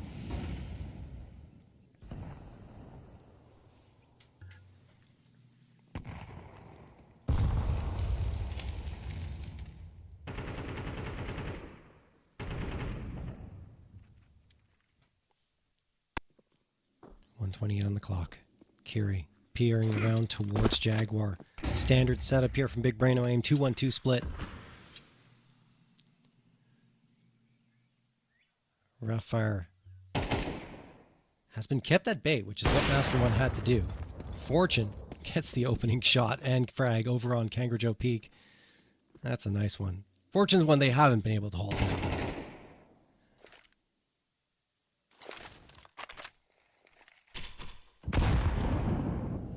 5 seconds left. Master One heavily leaning towards this B site. There's the Molotov thrown in. This is absolutely going to be an execute. They're using too much util for it not to be. Oh, beautiful shot from Iceberg God and Stark onto Kiri and Ankh. Excuse me. Roughfire, Kando, and Fortune trying to come back into it. Another great flash. I mean, the util's been on point here for Master One throughout the entirety of this map. And it's really been put on display on the T side. Kando gone. Roughfire, last one standing, and I mean, nothing he can really do. Master One going to take the lead again. 10-9 will be the result. The question is, can Roughfire save the M4? Looking at the money situation, that M4 would be invaluable. He slips into Donut, but not without being spotted. Has to throw the smoke to force them to charge in his direction, and they absolutely will. I mean, there's money available for Master One. They know how important it is for BigBrain No Aim to try and hang on to this gun. Roughfire, hiding, wins the duel up against Anjek. Is that enough? It is, yes, just barely enough to save the M4 into this next round. Now, where do you put it? Because everyone else is on an eco here. $2,900 loss bonus on CT side with this situation, everyone hovering around 2.5K, the most you can do is get some util. And that's it. the M4 is going to have to be the difference maker. Maybe just stack them all up on one side? That is the call. Everyone going towards the B site for BigBrain, no aim. Rough fire, they just have to play a buddy system, make sure someone's always next to him.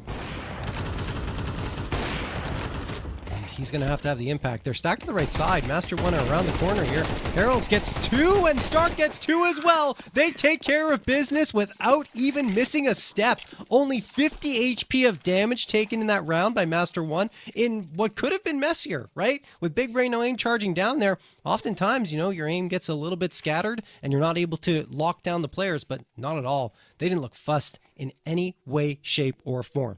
11-9 for Master One, 2 rounds away from staying undefeated on the season and defeating BigBrain no aim on a map where they hadn't really given up many rounds at all. Only 15 rounds in 3 maps played here on Ancient. This has been their toughest test so far of the season. As you would expect, of course.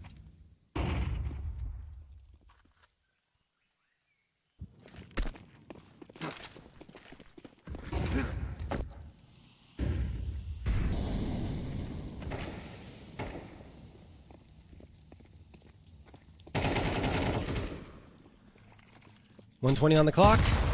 Master One already got the A site. And I mean, this is really a tough situation for BigBrain no aim because they don't have any visibility on A. So they think the bomb is going there, but it's not. Master One going towards B for the plant, and now a pincer attack is on, right? Because you got 2 players to worry about. Ankh gonna deal with both of them though. Oh my goodness, they were not ready for that fight at all. Stark and Iceberg God deleted.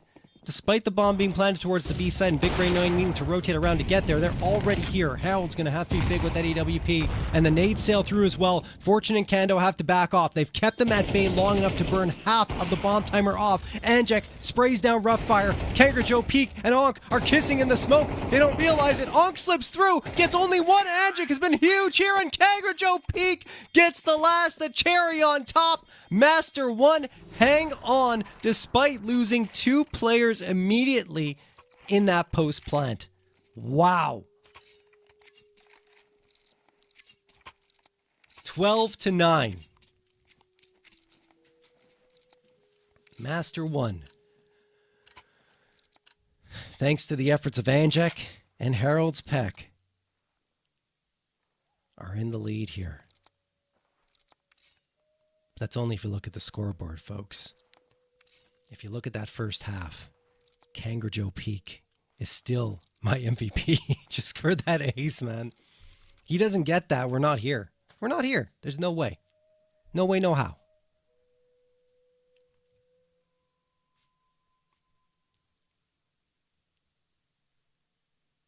It's a perfect example of why looking at a scoreboard after a match is done doesn't tell the whole story, and never will. Sometimes it's accurate. Sometimes you say, oh, okay, well, they just popped off. Sometimes that happens. But in this case, just that ace, so huge.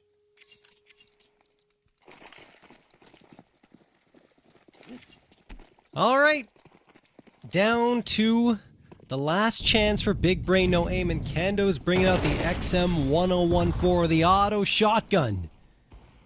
Hoping that could be the answer to all their troubles here. Pushing his way into A main. That is a very aggressive push on his side, but it makes sense because now he's postured to do a ton of damage if anyone walks in his direction, which very well may happen. You got 3 players kind of grouped up here in towards Z. Here comes what is probably a fake towards the B site. Yeah, they're hoping BigBrain no aim rotate around here. They're trying to catch a player off at mid right now, but BigBrain no aim are not buying it at all. They are not buying what Master One is selling. The Roughfire spots out a player, throws the smoke on the fadeaway towards the site. Smoke is popped twice. Roughfire outside of view. So he's going to force that push back. So the result there is they force Master One to use a ton of util on the fake, then rebuff them by not buying the fake that they were trying to push through. And then there's no util really left to try and get a proper execute. Yes, you have 4 flashes and a smoke, but only 1 smoke for a lot of angles. Kiri's so aggressively postured too. 32 seconds left. Time is their enemy. And Kiri could get the kill that matters here on the bomb planter, or the bomb carrier, I should say. Kando with the auto. No, it doesn't happen. Kangaroo Joe Peak with an instant frag coming around that corner. Harold gets one as well. Fortune gone. Oh my goodness. Everything just falling in favor of Master 1. The stars are aligning as Roughfire hopes they can align perhaps in his favor now. 2 frags come through with the FAMAS. So let's take down Heralds and Kangaroo Joe Peak to make this a conversation of a potential comeback. Heralds. Fire around the corner, and Heralds will hold the line. It is Kangaroo Joe Peak's ace and the rest of Master 1 who come through and take victory here, 13-9 in their favor. And BigBrain No Aim, despite that 3-0 record that looks so daunting on a map like Ancient, is just not enough. Wow. Unbelievable stuff. That was exciting, honestly. Very back and forth up until the end, until Master 1 kind of took control there. We got that result, of course, that came through earlier on. It was Mega up against Anti-Grind, and Anti-Grind won that one 13-10. That was in advanced. And then in Team with Motion against 2 Kazoo, 2 Crew, Zoo 2.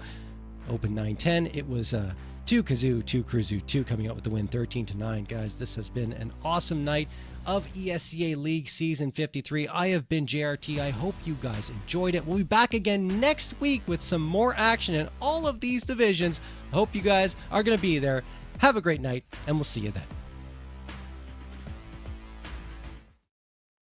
I pack my suitcase, headed out the door. I keep my shoes laced. 2,000 miles away from home. A couple dollars in my pocket, never stopped the boy before. I load my bags and hit the road. Miles past, turning back, found my track, face the fact, she a core one. Never gonna settle for none. Stay up every night till I won. Don't want a slow rise now. I'm confident opulence isn't a long ride out. When I look back now, I'm astounded. A quiet boy from old age, but always felt the world was a stage, yeah. I celebrate one last late night. My old life ain't staying. I pack my suitcase, headed out the door. I keep my shoes laced. 2,000 miles away from home. A couple dollars in my pocket, never stopped the boy before. I load my bags and hit the road. I'm headed to LA.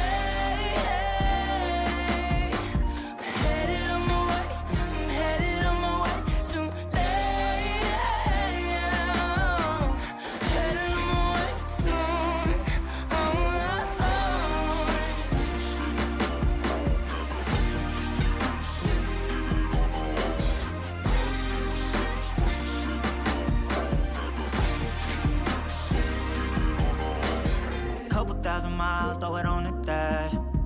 Shit, the 10,000 hours, can't let them pass. Yeah, well, I was putting time in, you was pulled up wildin'. You always had shit to say, now when I see you, it's silence. Thought I'd have a Grammy by 25.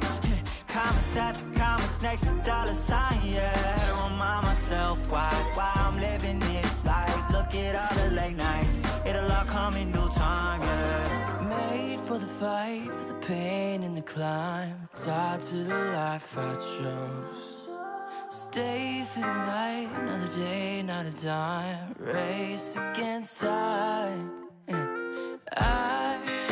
I couldn't just lay by and wonder what I could have made mine. I'm closing on the moment, no one's gonna hold me down. I pack my suitcase, headed out the door. I keep my shoes laced. 2,000 miles away from home. A couple dollars in my pocket, never stopped the boy before. I load my bags and hit the road.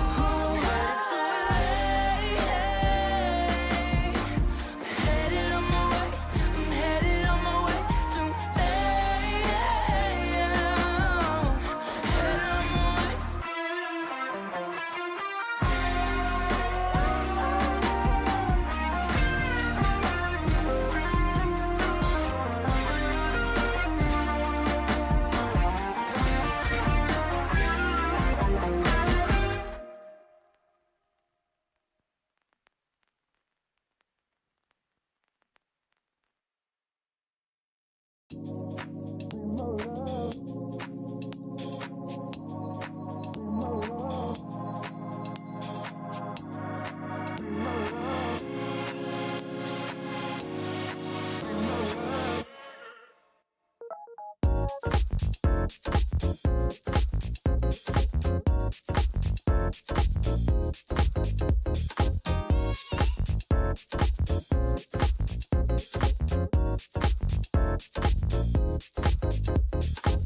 you wanna be my love, boy, gotta take it slow. If you wanna be my love, I'll show you what you wanna know.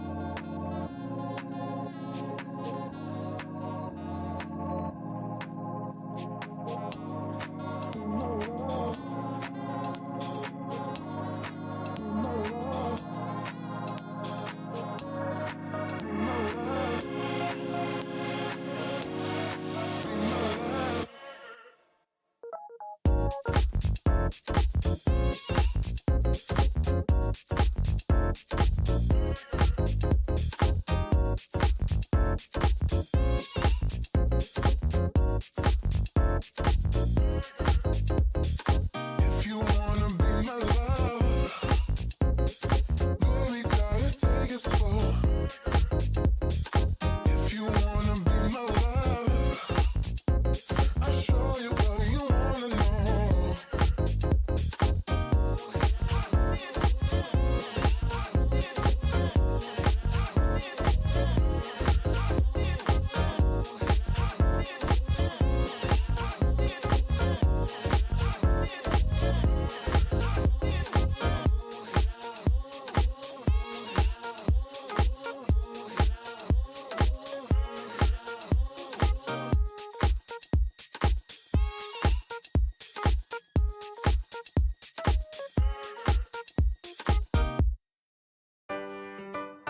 Yeah. La la la la la la la. Yeah. Your life hits hard, but I hit right back. I never back down. I keep it on track. It's the same day with no problems. I keep rising from the bottom. Cause when the sun comes up and I look around, I can feel that love, I can hear that sound. They're never gonna hold me down. I'm higher than the ceiling now, and that I need to worry about. Cause I got no problems, I know it's gonna be alright. It's getting better every time. Nobody's gonna kill my vibe. Cause I got no problems. Yes, every day was a war. Yeah, it kinda took a while. When they tell me I should stay, I just jump with a smile. Yeah, it's hard until you notice. Everybody's got their moment. When the sun comes up and I look around, I can feel that love, I can hear the sound. Listen up. They're never gonna hold me down. I'm higher than the ceiling now, and then I need to worry about. Cause I got no problems, I know it's gonna be alright. It's getting better every time. Nobody's gonna kill my vibe. Cause I got no problems. Cause I got no problems. Cause I got no problems. Do you feel a little down? Say it. No problems. Let you in, but you out. Sing it. No problems. They're never gonna hold me down. I'm higher than the ceiling now. Have none I need to worry about. Cause I got no problems. They're never gonna hold me down. I'm higher than the ceiling now. Have none I need to worry about. Cause I got no problems.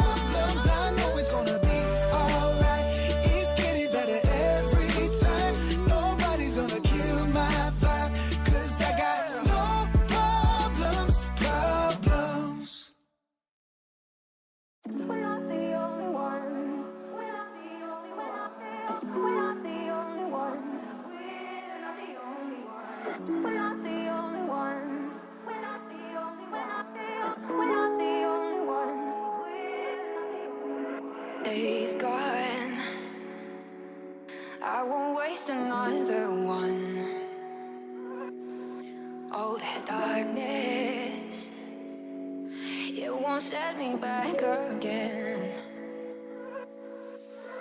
Oh, I'm not asleep or awake. I won't let the future escape.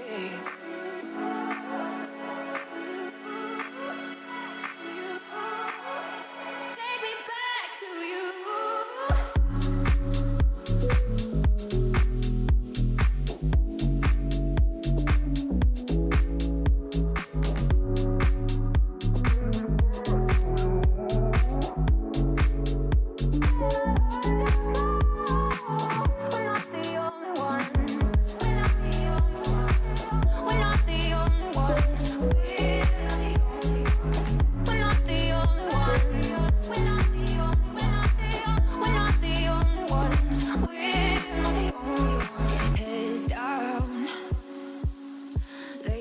Just shake the ground.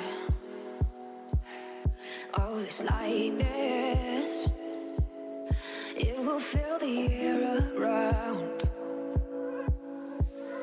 Oh, I'm not asleep or